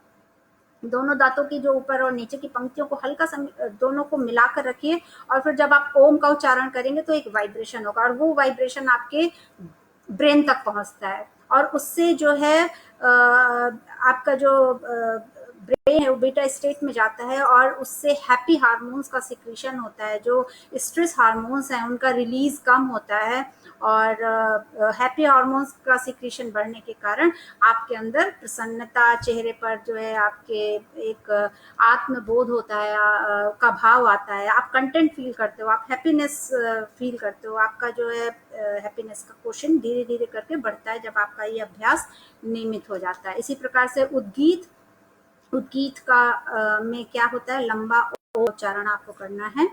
कैसे? आंख बंद करेंगे आप, मुद्रा, जैसे कि मुद्रा मैंने बताया कि प्राण मुद्रा, धारणा शक्ति मुद्रा, ज्ञान मुद्रा, सिंपल ज्ञान मुद्रा में भी आपका कंसंट्रेशन फोकस और करने के लिए आप सिर्फ ज्ञान मुद्रा में भी बैठ सकते हो। लंबा ओम का उच्चारण 3, 5, 7, 11, 21 अपने समय और चीजों के अनुसार आप कर सकते हैं। तो लंबा ओम का उच्चारण मैं आपको एक बार करके बता रही हूँ कैसे करना है। आप भी साथ में अभी बैठे हैं, आप भी साथ में करिए और देखिए कि आप कितनी आपकी क्षमता है, क्योंकि जितना लंबा आप ओम का उच्चारण करेंगे उतना ज्यादा आपकी लंग्स की कैपेसिटी का आपको पता चलेगा। तो करते हैं एक बार ओम का उच्चारण, लंबा उच्चारण।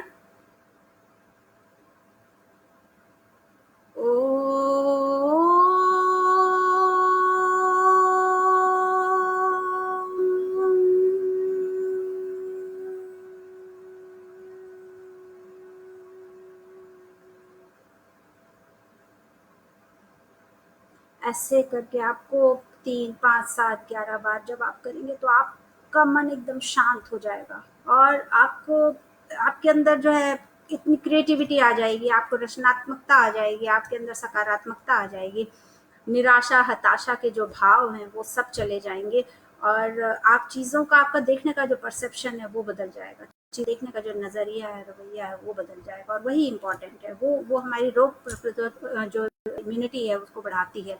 तो विचारों का बहुत महत्व है इम्यूनिटी को इन्हांस करने के लिए। तो ये हो गए प्राणायाम शारीरिक। उसके लिए मैंने बताया कि आप सूर्य नमस्कार सिर्फ करिए, और अलग अलग आसनों को आपको करने में अगर कॉम्प्लिकेशन है या नहीं समझ में आता कितना करना, कैसे करना, क्या, आप सिर्फ सूर्य नमस्कार करिए संख्या बढ़ाते हुए। अब इसके बाद मैं कुछ एक्यूप्रेशर पॉइंट्स आपको बताऊंगी जो आपको कफ के लिए या कफ के एक्यूमुलेशन उसके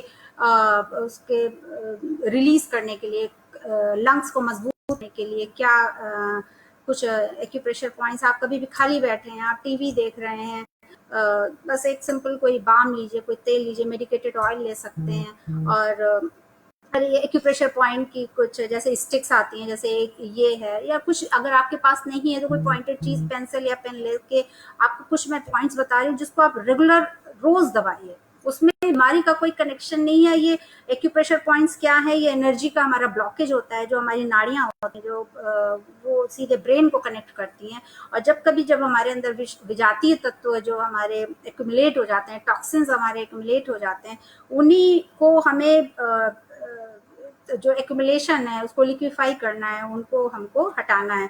तो पहला पॉइंट मैं आपको बता रही हूँ, ये जो पूरा एरिया है, ये अंगूठे के नीचे का ये जो पूरा एरिया, इसकी आप बहुत प्रॉपर मसाज रोज करिए। ये यहाँ पर बाम लगा लीजिए, तेल लगा लीजिए, कोई भी तेल हो उसको लगाइए, और उसको प्रेशर के साथ, जैसे आपके पास अगर ये स्टिक है तो ये जो है इसको आपको इस डायरेक्शन में, यहीं पर थायराइड है, यहीं पर आपका थ्रोट है, तो ये पूरा एरिया आपको कवर करना है, इसके पीछे यहाँ पर ऐसे कवर करना है।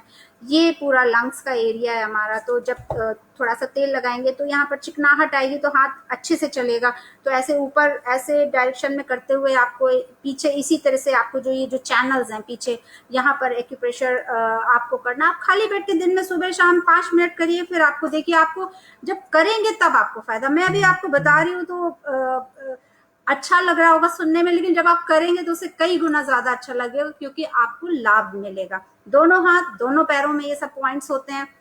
इसी तरह से साइनस के पॉइंट्स, चूंकि जब ये श्वसन तंत्र से संबंधित समस्याओं में अस्थमा, ब्रोंकाइटिस, साइनस, कफ, फ्लू के जो भी लक्षण है, बुखार है, ये सब जो है बीमारियां हैं, तो इनसे संबंधित जितने पॉइंट्स हैं इनको आप रेगुलर आप दबाओ। ये जो ऊपर के जो पॉइंट्स हैं इनको आपको दबाना है, ये पूरा एरिया आपको दबाना है।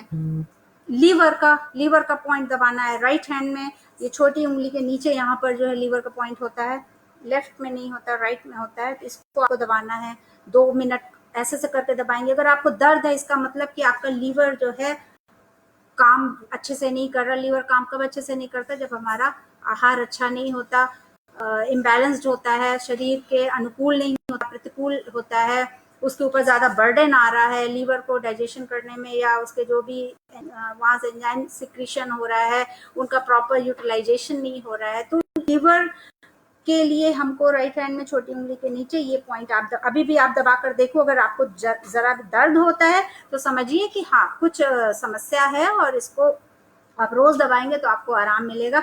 तो दोनों हाथों में इधर लंग्स के इधर पॉइंट, ये थायराइड का ये पॉइंट हो गया, यहाँ पर ये गले में सोर थ्रोट है, कफ है, तो इनको आपको ये छोटी छोटी जो है हमारी जो चिकित्सा पद्धतियां हैं ये बहुत बड़ा लाभ देती हैं। लेकिन कब देती हैं? करत करत अभ्यास से जड़ मत हो सुजान। मतलब कि अभ्यास नियमित होने से ही हमारी जो जड़ बुद्धि है वो सुजान होती है, उसका उसमें ज्ञान आता है, उसमें हमको फायदा मिलता है। तो अभ्यास, कंसिस्टेंसी बहुत जरूरी है किसी भी चीज में। ये नहीं कि हमने 1 दिन किया, 2 दिन किया, 3 दिन किया, इसके बाद हम किसी जो है रिजल्ट की उम्मीद करें। क्योंकि देखिए क्या होता है, हम परीक्षा देते हैं, हम कोई एग्जाम देते हैं, तो एग्जाम देने में जो हम पास होते हैं, किसी एक विषय में भी फेल हैं तो हम फेल माने जाएंगे। लाख हमने और विषयों में हमने डिस्टिंक्शन मार्क्स हमारे आए हों, हमारा उसका कोई फायदा नहीं मिलता। हमें हर विषय में पास होना जरूरी है। तो इसीलिए हर चीज का अपना महत्व है, हर चीज पर हमें बराबर से ध्यान देना है और अभ्यास करना है। और पढ़ाई, अगर हम सोचे कि हम साल भर नहीं पढ़े, 364 दिन हमने कुछ नहीं किया और एक दिन पढ़कर हम टॉप कर जाएं या हम पास ही हो जाएं, तो संभव नहीं है। इसी तरह स्वास्थ्य भी है। स्वास्थ्य हमारा 365 दिन का अभ्यास है। 365 दिन के हर सेकंड, हर मिनट, हर घंटे का अभ्यास है। माइंडफुलनेस के साथ हमको जीवन जीना है। माइंडफुलनेस का मतलब क्या है कि हर क्षण हमारी जो इंद्रियां हैं वो हम उनसे कनेक्टेड रहें। भले ही हम आग होती है, हम आग को नहीं उठाते क्योंकि हमको क्या पता है कि हम जल जाएंगे, हमारा नुकसान पहुंचाएगी। इसी तरह से और भी क्रियाएं होती हैं जो हमारे लिए अच्छी भी हो सकती है, बुरी भी हो सकती है। तो जब हमारा अभ्यास माइंडफुलनेस का बढ़ जाता है तो हमको पता चल जाता है कि ये अच्छा है, ये बुरा है, ये सही है और गलत है। तो हमारे निर्णय फिर गलत नहीं होते, वो चाहे हमारे स्वास्थ्य के लिए हो, वो चाहे हमारे वर्क प्लेस में हो, हमारे क्षेत्र में हो, जीवन के किसी भी क्षेत्र में कोई भी निर्णय लेना हो, हमारा कभी गलत नहीं होता जब हम अभ्यास डाल लेते हैं माइंडफुलनेस का। तो ये योग के स्तर पर अभी जैसे बताया, प्राणायाम हो गया, मुद्राएं हो गई, एक्यूप्रेशर पॉइंट्स हो गए। आप सोते समय, अब आजकल क्या है कि अब कुछ करने को नहीं है, दिन भर घर में रहते रहते रहते क्या है, आदमी कितना खाएगा, कितना सोएगा। तो अनिद्रा की प्रॉब्लम, इंसोम्निया की प्रॉब्लम बहुत लोगों में इस समय हो रही है। उनको नींद नहीं अच्छे से आती। नींद भी कई तरीके की होती है, सिर्फ सोना ही सफिशिएंट नहीं है। हमारे स्वास्थ्य के लिए रेस्टोरेटिव स्लीप होना जरूरी, क्योंकि जो नींद का जो 6 से 8 घंटे जो एक सामान्य व्यक्ति की जो नींद होती है, उस नींद में शरीर अपने आप को हील करती है। जो हमारे टूटे फूटे जो टिश्यूज हैं, जो सेल्स हैं, वो जो डिजेनरेट हो जाती हैं, वो रीजनरेट होती हैं, टिश्यूज जो है फिर से जो है हील होते हैं, तो उस समय हमारी नींद का अच्छा होना जरूरी है। और नींद अच्छी कब आती है? जब हमने पूरा दिन, ये आपने प्रैक्टिकली अनुभव किया होगा, आपका दिन बहुत अच्छा बीता हो, आप का हर काम अच्छा हुआ हो, आप सकारात्मक रहे हो, तो आपको नींद अच्छी आएगी ही आएगी। आपने अगर पूरा दिन ऐसे ही बिताया हो, कोई कार्य सिद्ध ना हुआ हो, पूरा नहीं हुआ हो, बीमार हो या नकारात्मकता रही हो, तो नींद में उसका प्रभाव आएगा। तो जब आप, जैसे कि मैंने शुरुआत की कि सुबह उठने से लेकर, भोजन से लेकर, शारीरिक श्रम से लेकर, तो जब सोने तक की बारी आएगी तो आप बहुत कंटेंट फील करेंगे, आपके अंदर बहुत संतोष का भाव रहेगा कि मैंने सुबह से लेकर अभी तक मेरी जो दिनचर्या रही वो बहुत सकारात्मक थी, और आप बहुत अच्छा महसूस करेंगे। तो आपकी नींद में भी वो प्रभाव आएगा ही आएगा, उसमें बाय डिफॉल्ट आपको कोई प्रयास करने की आवश्यकता ही नहीं होगी। जैसे कि हमारे यहाँ एक कहावत है कि कहते हैं कि नींद ना देखे टूटी खाट, और भूख ना देखे जूठा भात। तो जो चीज जब आपको खुल के लगती है, जब आपकी भूख असली होती है, नींद असली होती है, तो ना आप टूटी खाट देखते हो ना जूठा भात देखते हो। तो जब आप पूरे दिन के थके हुए होगे, आप कंटेंट होगे, आपके अंदर एक संतोष का भाव होगा, तो आपकी नींद अच्छी होगी ही होगी। लेकिन अगर पूरा दिन इधर उधर में बीता तो नींद पर प्रभाव आएगा। चूंकि अब अभी का जो कोरोना का समय चल रहा है, तो चूंकि काम भी सब ये डिस्टर्ब है, अव्यवस्थित है, तो नींद पर प्रभाव आना स्वाभाविक है। तो अनिद्रा की अगर समस्या है तो मैं एक छोटी सी टिप है जिसको कि, वैसे तो योग निद्रा अपने आप में एक संपूर्ण क्रिया है, और उसको जो है प्रॉपर निर्देशों के गाइडेड उसको कराया जाता है। लेकिन एक अगर मैं शॉर्ट फॉर्म में आपको बताती हूँ तो उसमें क्या है, सिंपल आप अंधेरा करके और जो भी बिस्तर में आप लेट जाइए, और अपने शरीर के साथ जुड़ना है, उसमें एक भावना के साथ जुड़ना है, एक विचार के साथ जुड़ना है। आपको नीचे सोल से लेकर हेड तक आपको अपने शरीर के एक एक अंग को जो है इंस्ट्रक्शन देने हैं, और एक स्वस्थ महसूस करना है। और आपको वो इंस्ट्रक्शन कैसे देने हैं, जैसे सपोज आपने पैरों से शुरुआत की, पैरों की उंगलियों से शुरुआत की, तो आप सिंपल एक मैसेज आप सेंड करिए, विजुअलाइजेशन जिसको कहते हैं, विजुअलाइजेशन की जो प्रक्रिया है वो करना है आपको। तो आप देखिए, आप बोलेंगे कि मेरे पैरों की उंगलियां पूरी तरह से स्वस्थ हैं, उनमें जो है रक्त संचरण प्रॉपर हो रहा है, ब्लड सर्कुलेशन प्रॉपर हो रहा है, वहाँ की जो है मसल्स स्ट्रांग है, मेरे पैर मजबूत हैं। ऐसे से करके आपको ऊपर धीरे धीरे आते चले जाना है, पैरों उंगलियों से, फिर काफ मसल में आएंगे, आप घुटनों में आएंगे, आप फिर जो है थाइज में आएंगे, लोअर एब्डोमेन में आएंगे, पेट ऊपर करते करते बॉडी के एक एक अंग को आपको ऐसे इंस्ट्रक्शन, और आपको पता भी नहीं चलेगा कि आपको कब नींद आ गई। फिर आपकी वो नींद जो होगी वो होगी हेल्दी, स्वस्थ नींद होगी, और आप सुबह बिल्कुल तरोताजा और अच्छे सकारात्मक उसके साथ विचार के साथ उठेंगे। तो एक अनिद्रा की एक समस्या है, और अगर बहुत ज्यादा अनिद्रा की प्रॉब्लम है तो उसमें जायफल होता है, जायफल को आप पानी में घिसिए और उसको अपने माथे पर लगाइए, तो उससे बहुत अच्छी नींद आती है। एक आयुर्वेद का बहुत अचूक और सिद्ध एक उपाय है अनिद्रा के लिए, तो वो मैंने आपको बताया।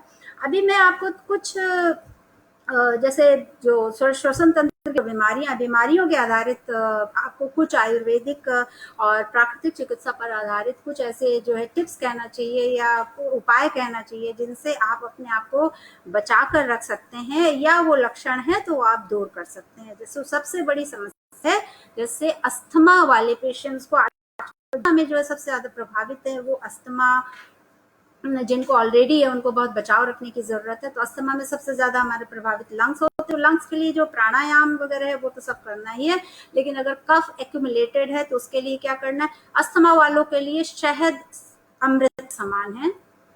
शहद को हम 3 तरीके से ले सकते हैं।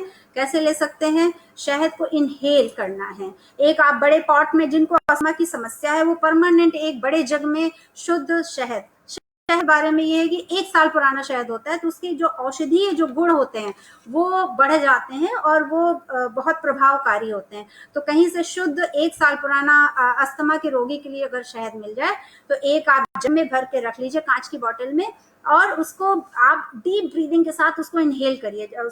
जैसे ये जग है, इसमें शहद भरा हुआ है, तो इसको आप अंदर तक ले जाइए। तो अस्थमा के रोगियों के लिए ये बहुत लाभदायक है और बहुत सारे मरीजों को मैं ये उपाय बताती हूँ और उनको ये बहुत लाभ देता है। तो शहद जो है यूज करना है, क्योंकि ये शहद जो है तो हायर ये अल्कोहल इसमें होता है, नेचुरल अल्कोहल होता है और एक एथेरियल ऑयल होता है इसमें, जो हमारे जो पल्मोनरी जो है पैरेंकिमा होता है उसको टोन करता है और जो रेस्पिरेटरी पैसेज होता है उसको क्लियर करता है, जो हनी होती है, जो शहद होता है। तो ये उसकी वैल्यू है, मेडिसिनल वैल्यू है। तो अस्थमा के जो पेशेंट हैं उनको हनी यूज करना है, इनहेलेशन के साथ, वाटर के साथ, मिल्क के साथ, जिसको जो सूट करे। दूध सूट करता है, आप दूध में शहद मिलाकर पीजिए, गुनगुने पानी में शहद मिलाकर पीजिए, आपका कफ जो है लिक्विफाई होगा और कफ निकलेगा, जो जो जमा हुआ कफ है वो निकलेगा। तो अस्थमा के लिए पहला उपाय मैंने बताया शहद। दूसरा उपाय है मुनक्का। मुनक्का, मुनक्का ना मिले तो किशमिश। रात में आप करीब 10 से 15 मुनक्के, स्पेशली इस पीरियड के लिए मैं बोल रही हूँ जबकि आपके को अस्थमा का अटैक हुआ हो या कफ, चूंकि कोरोना के समय में कफ के बढ़ने की संभावना ज्यादा बढ़ जाए या प्रिवेंटिव मोड में आपको करना हो, तो आप रोज मुनक्का 10 से 15 मुनक्का क्या है 150 150 ml पानी में रात में आप सोख करके रख दीजिए। बस 150 ml पानी, 10 से 15 मुनक्का, जितने में पूरा सोख हो जाए। सुबह उसके बीज निकालकर मुनक्कों को अच्छे से चबा के, पूरा पेस्ट, जितना फाइन पेस्ट हो जाए उसको चबा कर आप खा लीजिए और ऊपर से वो पानी पी लीजिए। तो ये एक दवा के रूप में काम करता है। जो आपका जमा हुआ कफ है अस्थमा के कारण, ब्रोंकाइटिस के कारण, जो आपके जो जितना भी कफ है वो सब धीरे धीरे करके निकल जाता है। कफ के लिए तीसरा उपाय क्या है? एक ये उपाय बहुत कम लोगों को पता है, लेकिन मैं जितने लोगों को बताती हूँ उनको बहुत फायदा होता है अस्थमा के रोगियों को। आप सब जानते होंगे अलसी। अलसी बहुत आजकल कॉमन हो चुकी है, फ्लैक्सीड जिसको हम बोलते हैं। तो अलसी लेना है आपको, 25 ग्राम के करीब अलसी लीजिए। 400 ml पानी में उस अलसी को आपको डालकर बॉयल करना है। ठीक है, इतना बॉयल करना है कि वो रिड्यूस होकर 1/4 यानी कि 100 ml तक पानी हो जाए। और इसके बाद जब वो 100 ml पानी के बाद जो सॉफ्ट हो जाएगी, थोड़ा सा मसल दें उसको, उसमें क्रश कर दें और छान लें। छानने के बाद उसमें 15 ग्राम करीब मिश्री मिला दें। मिश्री नहीं है तो आप ब्राउन शुगर मिला दें। सफेद जो चीनी है उसको तो अवॉइड करना चाहिए। सफेद मैदा, सफेद चीनी, सफेद नमक, ये सब हमारे लिए जहर होते हैं, ये सब पता ही है, तो इनको हमें स्थान नहीं देना है। तो ये जो हमने छाना पानी, अलसी का पानी जो 100 ml बचा, उसमें मिश्री मिला दें और इसको पूरे दिन भर में 1-1 घंटे में कंज्यूम करना है। तो इससे हमारा जो इकट्ठा किया हुआ कफ, जो हमारे छाती में जब जमा हुआ कफ हमें महसूस होता है, वो धीरे धीरे करके निकल जाएगा। और इस क्रिया को, इस जो उपाय को तब तक करना है जब तक कि आपका कफ, आपको महसूस ना हो कि ये कफ अभी है। तो इसको आप कर सकते हैं। है, इसका कोई साइड इफेक्ट नहीं है और इसके बहुत जो है फायदे हैं। तो अस्थमा के लिए मैंने हनी बताया, मुनक्का बताया और ये अलसी, फ्लैक्सीड का उपाय बताया। इसको आप करके आप जरूर देखिएगा। और बाकी प्राणायाम वगैरह तो जो है वो तो करना ही करना है। इसके बाद ब्रोंकाइटिस में जैसे जो लोगों को साइनस है, ब्रोंकाइटिस है, इन सब में भी समस्या है। ये भी सब श्वसन तंत्र की समस्याएं हैं। जिन लोगों को अनियन सूट करता है, जैसे बहुत सारे लोगों को क्या होता है, गार्लिक अनियन खा तो लेते हैं लेकिन उनका जूस अगर वो एक्सट्रैक्ट करें तो वो नहीं ले पाते, लेकिन जो लोग ले लेते हैं उनके लिए ये जो प्याज है, प्याज का रस बहुत अमृत के समान है। तो प्याज का रस में क्या, आप लेमन, अदरक बराबर बराबर मात्रा में उसको लेके आप चाय की तरह भी पी सकते हैं। खाली सुबह खाली पेट पिए तो जो गले में जो जमा हुआ कफ है वो निकल जाएगा। ये शर्तिया इलाज है, आप इसको करके देखिए। अब चूंकि गर्मी भी आ गई तो प्याज नुकसान नहीं करेगी। तो ब्रोंकाइटिस में आपको ये प्याज के रस का अदरक के साथ, शहद के साथ, नींबू के साथ, ये कॉम्बिनेशन आप अपनी शरीर की सुविधा के अनुसार, कोई चीज क्या आपके पास अवेलेबल है नहीं है, आप उसके अनुसार इसको आप प्रयोग कर सकते हैं। लेमन जो नींबू, बहुत सारा मिथ है लोगों को कि कफ में नींबू का प्रयोग से कफ बढ़ता है, ऐसी बात नहीं है। नींबू तो विटामिन सी का सबसे बड़ा सोर्स है, तो उसको तो हमें लेना ही लेना है। गर्म पानी के साथ हम उसको लें, और जैसा कि मैंने अभी अनियन जूस बताया उसमें डालकर आप लें। तो नींबू कम से कम आप अगर एक नींबू तो आपको लेना ही है, अगर आप स्वस्थ व्यक्ति हैं तो आप 2 नींबू भी ले सकते हैं। It's a good source of vitamin C. जितने भी सिट्रस फ्रूट्स हैं वो सब विटामिन सी के अच्छे सोर्स है। विटामिन सी रोग प्रतिरोधक क्षमता का सबसे बड़ा जो है सोर्स है। विटामिन सी की जब बात आई तो मैं आंवले को नहीं भूल सकती। आंवला, आयुर्वेद में 2 चीजें, आंवला और हरड़, इन दोनों का सर्वश्रेष्ठ स्थान है। आंवले का जो स्थान है वो है वयस्थापक, मतलब कि आयुवर्धक, और हरड़ का जो स्थान है वो है निरोगी बनाने के लिए। तो दोनों का अपना एक समान स्थान है, लेकिन उसके प्रभाव अलग हैं। तो आंवला विटामिन सी का one of the richest source है। आंवला ही एक ऐसा पदार्थ है जिसको कि खट्टा पदार्थ है, जिसको कि हम दूध के साथ ले सकते हैं। इस और कोई खट्टी चीज अगर हम दूध के साथ लेंगे तो वो विषाक्त हो जाती है, वो हमारे अंदर टॉक्सिन्स को पैदा करती है। तो आंवला एक ऐसा पदार्थ है जिसको हम पूरी तरीके से कायाकल्प कर सकते हैं, साल भर ले सकते हैं, 365 दिन आप आंवले का सेवन कर सकते हैं। आप आज से शुरू करिए आंवले का सेवन, और 1 साल के बाद आप अपने शरीर में फर्क देखिए। मैं आपको एक कहीं दूर नहीं जाती हूँ, बताती हूँ कि मेरे अपने घर में उस चीज का क्या प्रभाव है। मेरी 2 बेटियां हैं, दोनों बेटियां बचपन से ही आयुर्वेदिक जीवन शैली में पली बड़ी हैं। चूंकि अब घर पर ही डॉक्टर है तो किसी और विधा में जाने का कोई प्रश्न नहीं है। वो कभी हॉस्पिटल नहीं जाती, उन्होंने कभी एंटीबायोटिक्स नहीं खाई। क्यों नहीं खाई? क्योंकि उन्होंने जो जीवन शैली है, जो जैसी प्रकृति पर आधारित, प्रकृति के नियमों पर आधारित होनी चाहिए, उनका उन्होंने बचपन से पालन किया। मैंने किया उनके साथ और कराया। तो आज ये है कि आज वो कभी हॉस्पिटल नहीं जाते, उनको किसी भी तरीके की छींक जुकाम कुछ होता भी है तो एक वो अपने आसपास की चीजों से ही उपाय खुद ही अब ढूंढ लेती हैं। वो जो गिलोय तुलसी नीम का सुबह नियमित से एक कोई आप एक ड्रिंक ऐसा रखिए, उसमें मैं ये नहीं कहती कि आपको गिलोय लेना है, तुलसी लेना है, नीम लेना है। मिलता है तो बहुत अच्छी बात है, नहीं मिलता है तो आप कोई एक ऐसा ड्रिंक जरूर लीजिए, क्योंकि ये जितनी भी औषधियां हैं इनका जो गुण है वो है क्षार। क्षार सुबह सुबह लेना क्यों जरूरी है? क्योंकि हमारा जो जो आहार होता है, जो हम रात में खाना खाते हैं और सुबह तक का जो 8 से 10 घंटे का जो हमारा बीच का गैप होता है, और उस बीच में जो पाचन तंत्र से जो भी एंजाइम्स निकलते हैं, जो भी वो एसिडिक प्रभाव के होता है, और उस एसिडिक प्रभाव को कम करने के लिए हमें पहला जो आहार है, जो पहला इंटेक है, जो हमारे शरीर में पहला खाद्य पदार्थ या पेय पदार्थ जाना चाहिए, वो होना चाहिए एल्कलाइन, क्षार। तो हमारी बॉडी फिर वो बैलेंस हो जाएगी। अगर हमने, और गलती हम क्या करते हैं कि हम सुबह सुबह चाय कॉफी पी लेते हैं। चाय पी ले, बिना चाय के नहीं चलता, बिना कॉफी के नहीं चलता। तो वो क्या होता है, एसिड में और एसिड जाकर हमारे शरीर में और व्याधियां वो धीरे धीरे करती जाती हैं। और हम चूंकि अपने जीभ से परेशान हैं, हम अपने स्वाद से परेशान हैं, हमारा नियंत्रण नहीं है। लेकिन उसके विज्ञान को आप समझिए, क्यों नहीं पीना है। आप सुनते तो बहुत है, चाय नहीं पीना, कॉफी नहीं पीना। क्यों नहीं पीना? क्योंकि 10 से 12 घंटे के गैप के बाद आपकी शरीर में जो अम्लता है, जो एसिडिटी है, वो ऑलरेडी बढ़ी हुई है। आपने चाय कॉफी से उसको और बढ़ा दिया। तो क्या लेना है, आप कोई भी एक ड्रिंक बना लीजिए। इस पूरे कोरोना पीरियड में खासकर आप इम्यूनिटी के लिए एक सुबह अपने पूरे परिवार के लिए, ना सिर्फ आप अपने लिए, क्योंकि इम्यूनिटी पूरे परिवार की बढ़ेगी। तो कोई भी जब समस्या होगी तो होता क्या, जनरली अगर किसी को फ्लू हुआ तो बाकी के लोग प्रभावित हो जाते हैं, लेकिन जब सबकी इम्यूनिटी एक साथ बढ़ेगी तो पूरा परिवार स्वस्थ रहेगा। तो मैं आपको एक बहुत बढ़िया सजेशन दे रही हूँ कि आजकल आप सुबह उठते ही जो भी घर में किचन में काम करता हो, आपको इनमें से जो जो भी चीजें मिले वो आप लेके एक अच्छा सा हेल्दी ड्रिंक बनाकर और घर के जितने सदस्य हैं सबको डिस्ट्रीब्यूट कर दीजिए। बच्चे हैं, बच्चों को फ्लास्क में अपना उनका अलग दे दीजिए। तो तुमको ये पूरे में कंज्यूम करना है, या अपना आप एक अलग, तो आपको अपनी मात्रा भी पता होगी और उसका पूरा इनटेक भी आपको जाएगा।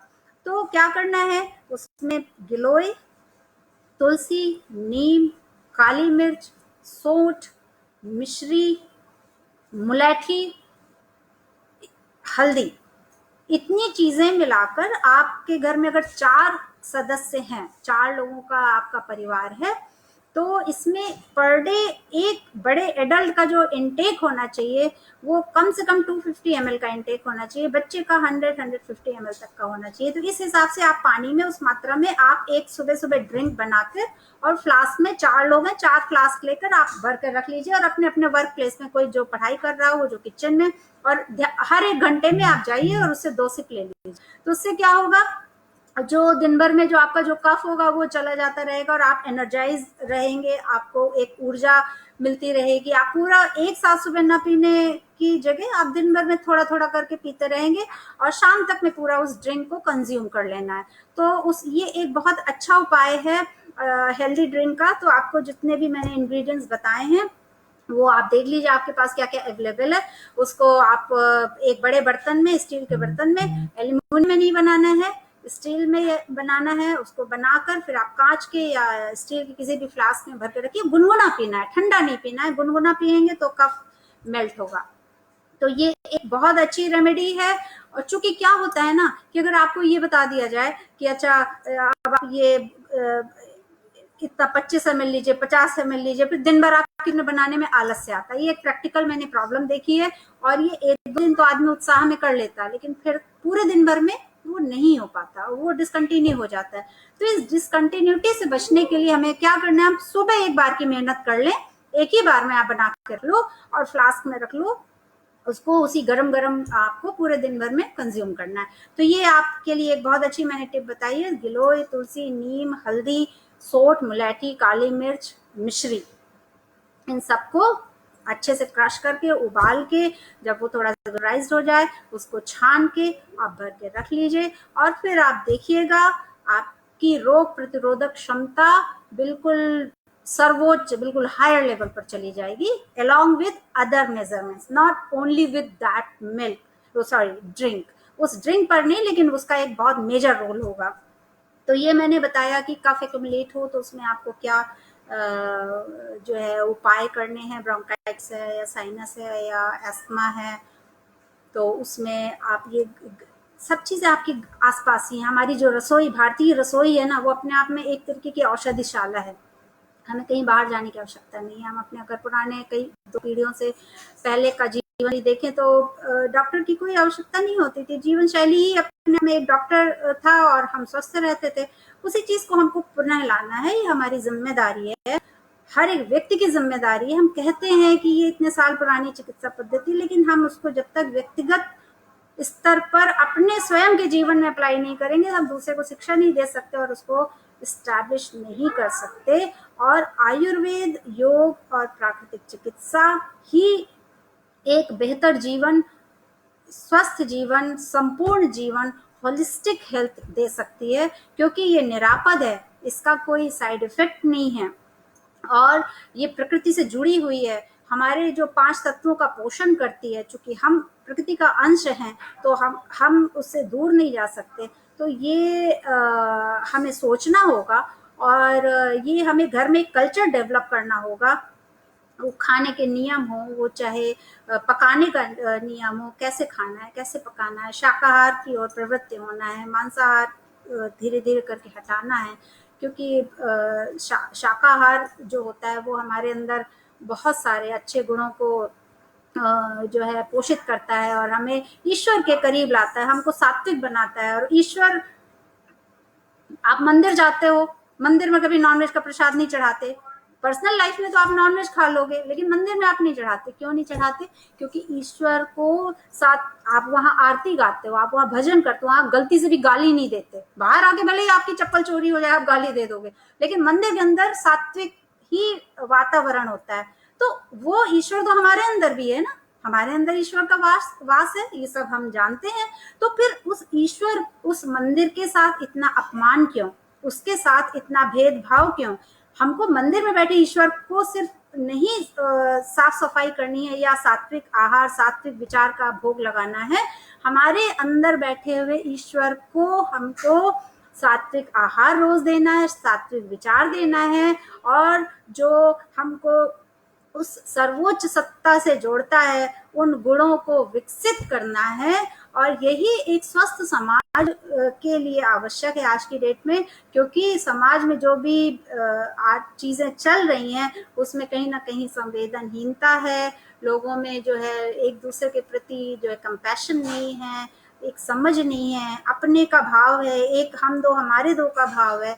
ऐसे इस सोच से थोड़ा सा हमें आगे बढ़ना पड़ेगा, और ये सब आएगा कब आएगा, जब हम इन जीवन शैली को हम फॉलो करेंगे तो ऑटोमेटिक जो है वो हमारे अंदर आएगा, हमें कोई विशेष प्रयास करने की आवश्यकता नहीं पड़ेगी। तो हम अपनी जीवन शैली को जो है सात्विक बनाएं, प्रकृति पर आधारित बनाएं, ईश्वर के हम करीब रहें, ईश्वरीय गुणों को आत्मसात करें, ऐसी हमारी दिन भर की जो है हमारी जो है क्रियाएं हों। तो ये कुछ चीजें मैंने बताई।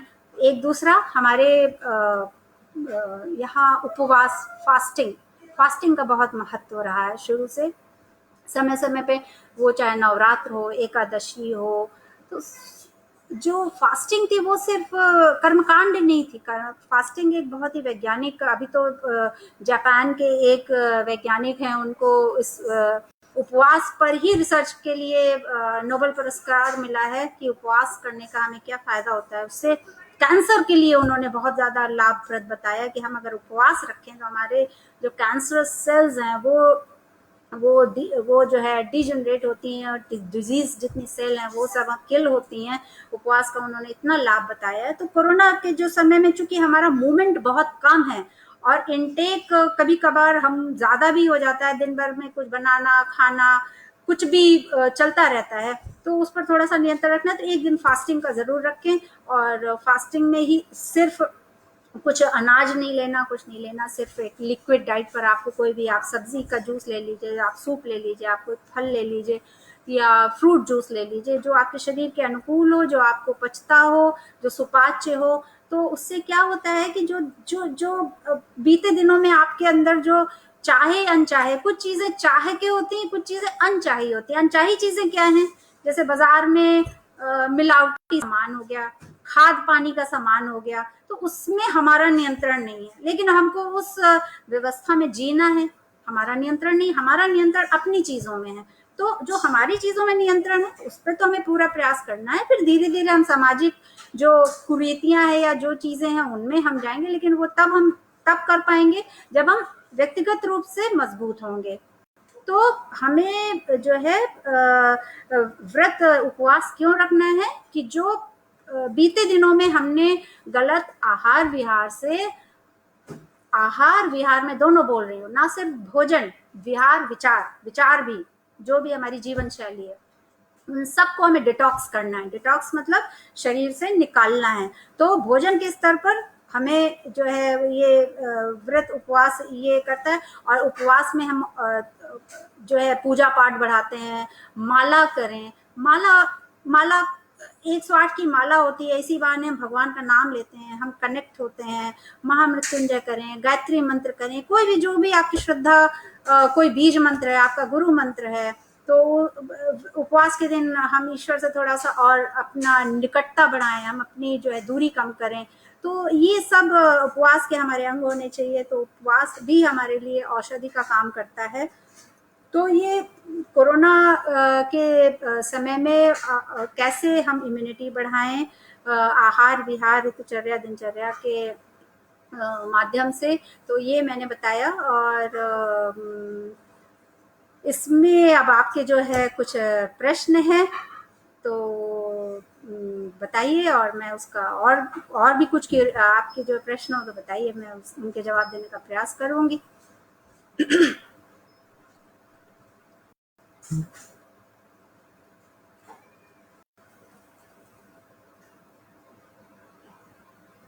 बहुत सारे लोग जुड़े हुए हैं, और आप सब, मुझे पूरी उम्मीद है, विश्वास है कि आप जो भी आज चर्चा हुई, आप सबसे जितने भी लोग जुड़े हुए हैं, आप लोगों ने कुछ अच्छा मुझसे लिया होगा ज्ञान, जो भी मैंने जानकारी दी। लेकिन मुझे संतोष तब होगा जब आप इस जानकारी को अपने जीवन में लाएंगे, उसका अभ्यास में डालेंगे। तब मेरा ये जो प्रयास है एबीवीपी के मंच से आपसे जुड़ने का, जो ये प्रयास है, वो तभी सार्थक होगा। ये समझिए कि मैं आज एक बीज डाल के जा रही हूँ। अब उस बीज को आपको खाद पानी देकर पोषित करना है, उसको एक पौधा बनाना है, उसको एक वृक्ष बनाना है। तो ये अब आपकी जिम्मेदारी बनती है। अगर आप चाहेंगे तो मैं समय समय पर आपको और भी विषयों पर जानकारी देती रह सकती हूँ, अगर आपका आग्रह होगा और आपको लगता है कि आपको ऐसे जो है, जो वार्ताएं, ऐसे सेशंस हैं, उनसे आपको जो है लाभ हुआ, मिल रहा है। लाभ तब होगा, कंसिस्टेंसी जरूर रखिएगा, बीच में कोई रुकावट नहीं आनी चाहिए। कुछ भी हो जाए, समय अवधि कम हो सकती है लेकिन क्रिया नहीं रुकना। कोई भी चीज में आपको कंसिस्टेंसी चाहिए, संकल्प के साथ करिए, सकारात्मकता के साथ करिए और रिजल्ट जरूर मिलेगा। आप पढ़ाई में मेहनत करते हैं, एग्जाम में मेहनत करते हैं, तो आपको आप मार्क्स अच्छे लाएंगे ही लाएंगे, इसमें कोई दो राय नहीं है। लेकिन आप पढ़ाई नहीं करेंगे, फिर आप उम्मीद रखें कि मेरा आप IAS में सिलेक्शन हो जाए, PCS में सिलेक्शन हो जाए, मैं टॉप कर जाऊं, तो ये संभव नहीं है। तो इसी प्रकार से हमारे शरीर के लिए तो ये समझना होगा कि पहला सुख निरोगी काया क्यों कहा जाता है, और इस सुख को अर्जित करने के लिए हमें पुरुषार्थ करना ही होगा। आलस्य के साथ हम इस जो है कहना चाहिए, इस पूंजी को हम अर्जित नहीं कर सकते। ये पूंजी है, ये हमारी पूंजी है। हमारा सब कुछ चला जाए, हमारी धन दौलत, हमारा जितना संग्रह किया हुआ, हमारे संचित की हुई, हमारा जितने मेटेरियलिस्टिक हमने जो है चीजें इकट्ठा की हैं, ये सब चला जाए, लेकिन क्या नहीं जाना चाहिए? हमारा पुरुषार्थ, हमारी बुद्धि, हमारी विवेक, ये तीनों हमारे पास है। हम फिर से एक महल खड़ा कर सकते हैं। और शरीर का स्वास्थ्य, ये चार चीजें हमारा स्तंभ है। ये चार चीजें हमारा कोई नहीं छीन सकता हमसे। हमने अपना इसको बनाया हुआ है। हम फिर से अपना गिरा हुआ जो ढह जाती है कोई चीज, उसको हम फिर से खड़ा कर सकते हैं। और इसी पर आपको काम करना है और अपने स्वास्थ्य को बचा कर रखिए, वो सबसे बड़ी पूंजी है। यही मेरा जो है आग्रह है, निवेदन है। और कोई और जानकारी चाहिए तो मैं अभी हूँ, आपके साथ जुड़ी हुई हूँ, आप पूछ सकते हैं। अंकित शुक्ला, अयोध्या, आयुष मोहन शुक्ला, विकास जी, अंशु जी, मैं जितने लोगों का नाम पढ़ पा रही हूँ सबको मेरा लैंड ऑफ स्माइल कहते हैं थाईलैंड को, बैंकॉक की धरती से आप सबको बहुत बहुत प्रणाम है। और अरविंद श्रीवास्तव जी, अमित सिंह जी, लवकुश मौर्य जी, शांति फतेपरा, ओके, सर्वेश सिंह जी, अंकित शुक्ला, अयोध्या। तो बहुत सारे लोग देख रहे हैं इस समय और मुझे बहुत अच्छा लग रहा है आप लोगों से बात कर, जोड़ के।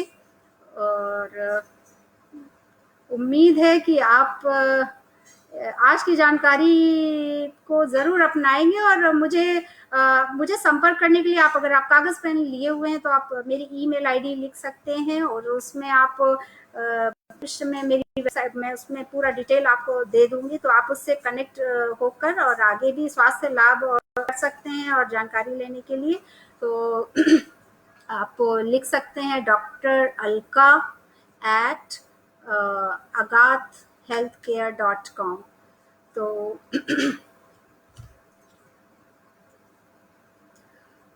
इस मेल आईडी पर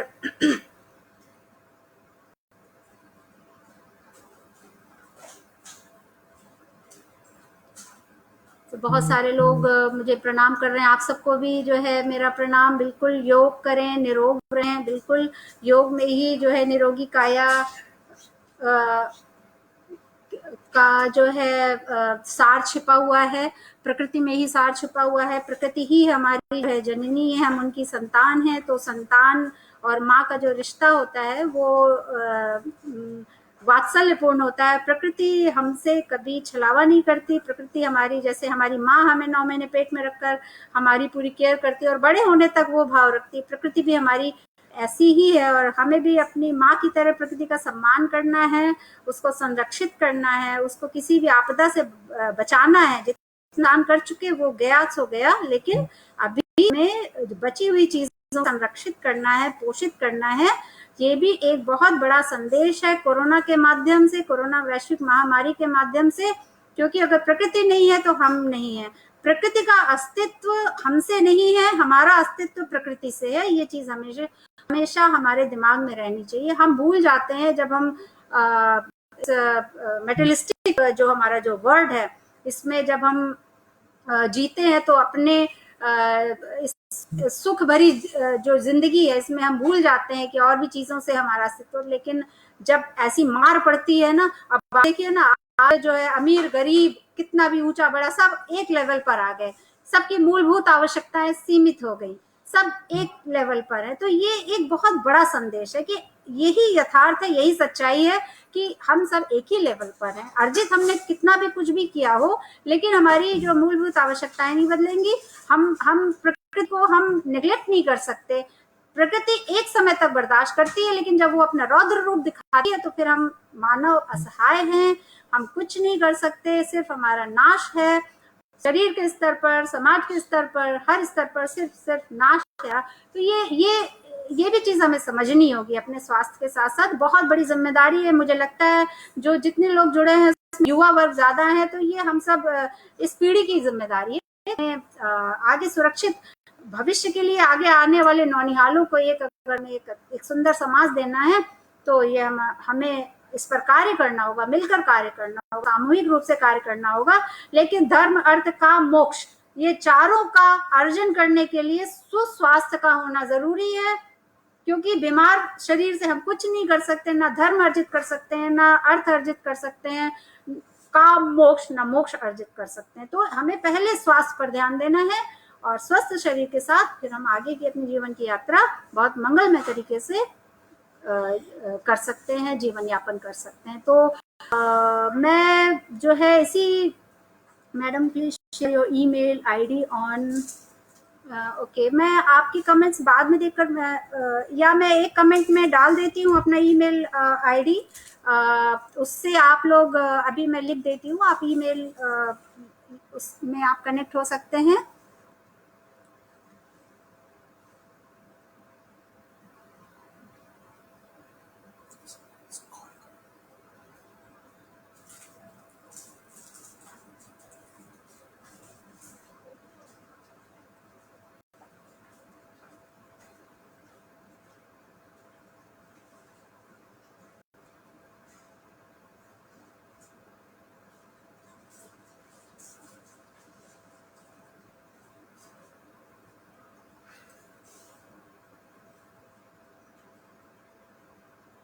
ये मैंने कमेंट बॉक्स में अपना ईमेल आईडी डाला है, और आप इस ईमेल आईडी में मुझे संपर्क कर सकते हैं। और जिसकी जो भी समस्याएं हैं, वो स्टाइल डिजीज रिलेटेड हो, कोई भी जीवन शैली से संबंधित हो, कोई भी जानकारी आपको चाहिए अपनी प्राचीन चिकित्सा पद्धति से संबंधित, तो आप मुझे संपर्क कर सकते हैं, और मैं पूरा प्रयास करूंगी कि आपकी जो समस्या का जब मैं समाधान आपको दे पाऊँ। और मैं इसी नोट के साथ आज की इस चर्चा को मैं विराम दूंगी, और उम्मीद है कि आप सब ने आज की इस शाम को आनंद के साथ कुछ जानकारी ली होगी, मुझे ऐसा पूरा विश्वास है।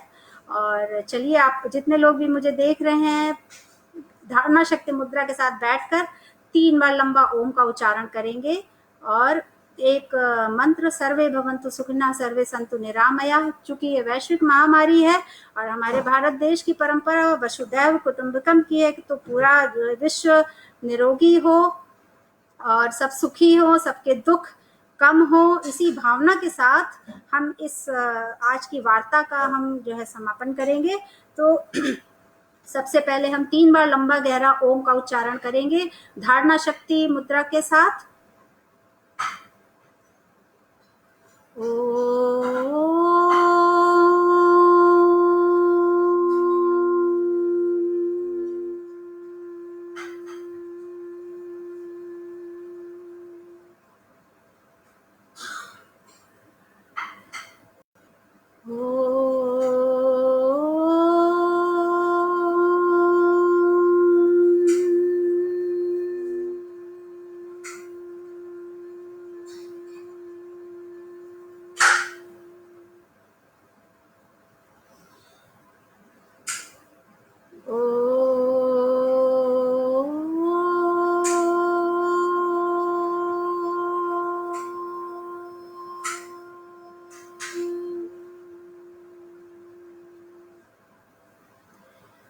सर्वे भवन्तु सुखिनः, सर्वे सन्तु निरामया, सर्वे भद्राणि पश्यन्तु, मा कश्चित् दुःखभाग् भवेत्। ॐ शान्तिः शान्तिः शान्तिः।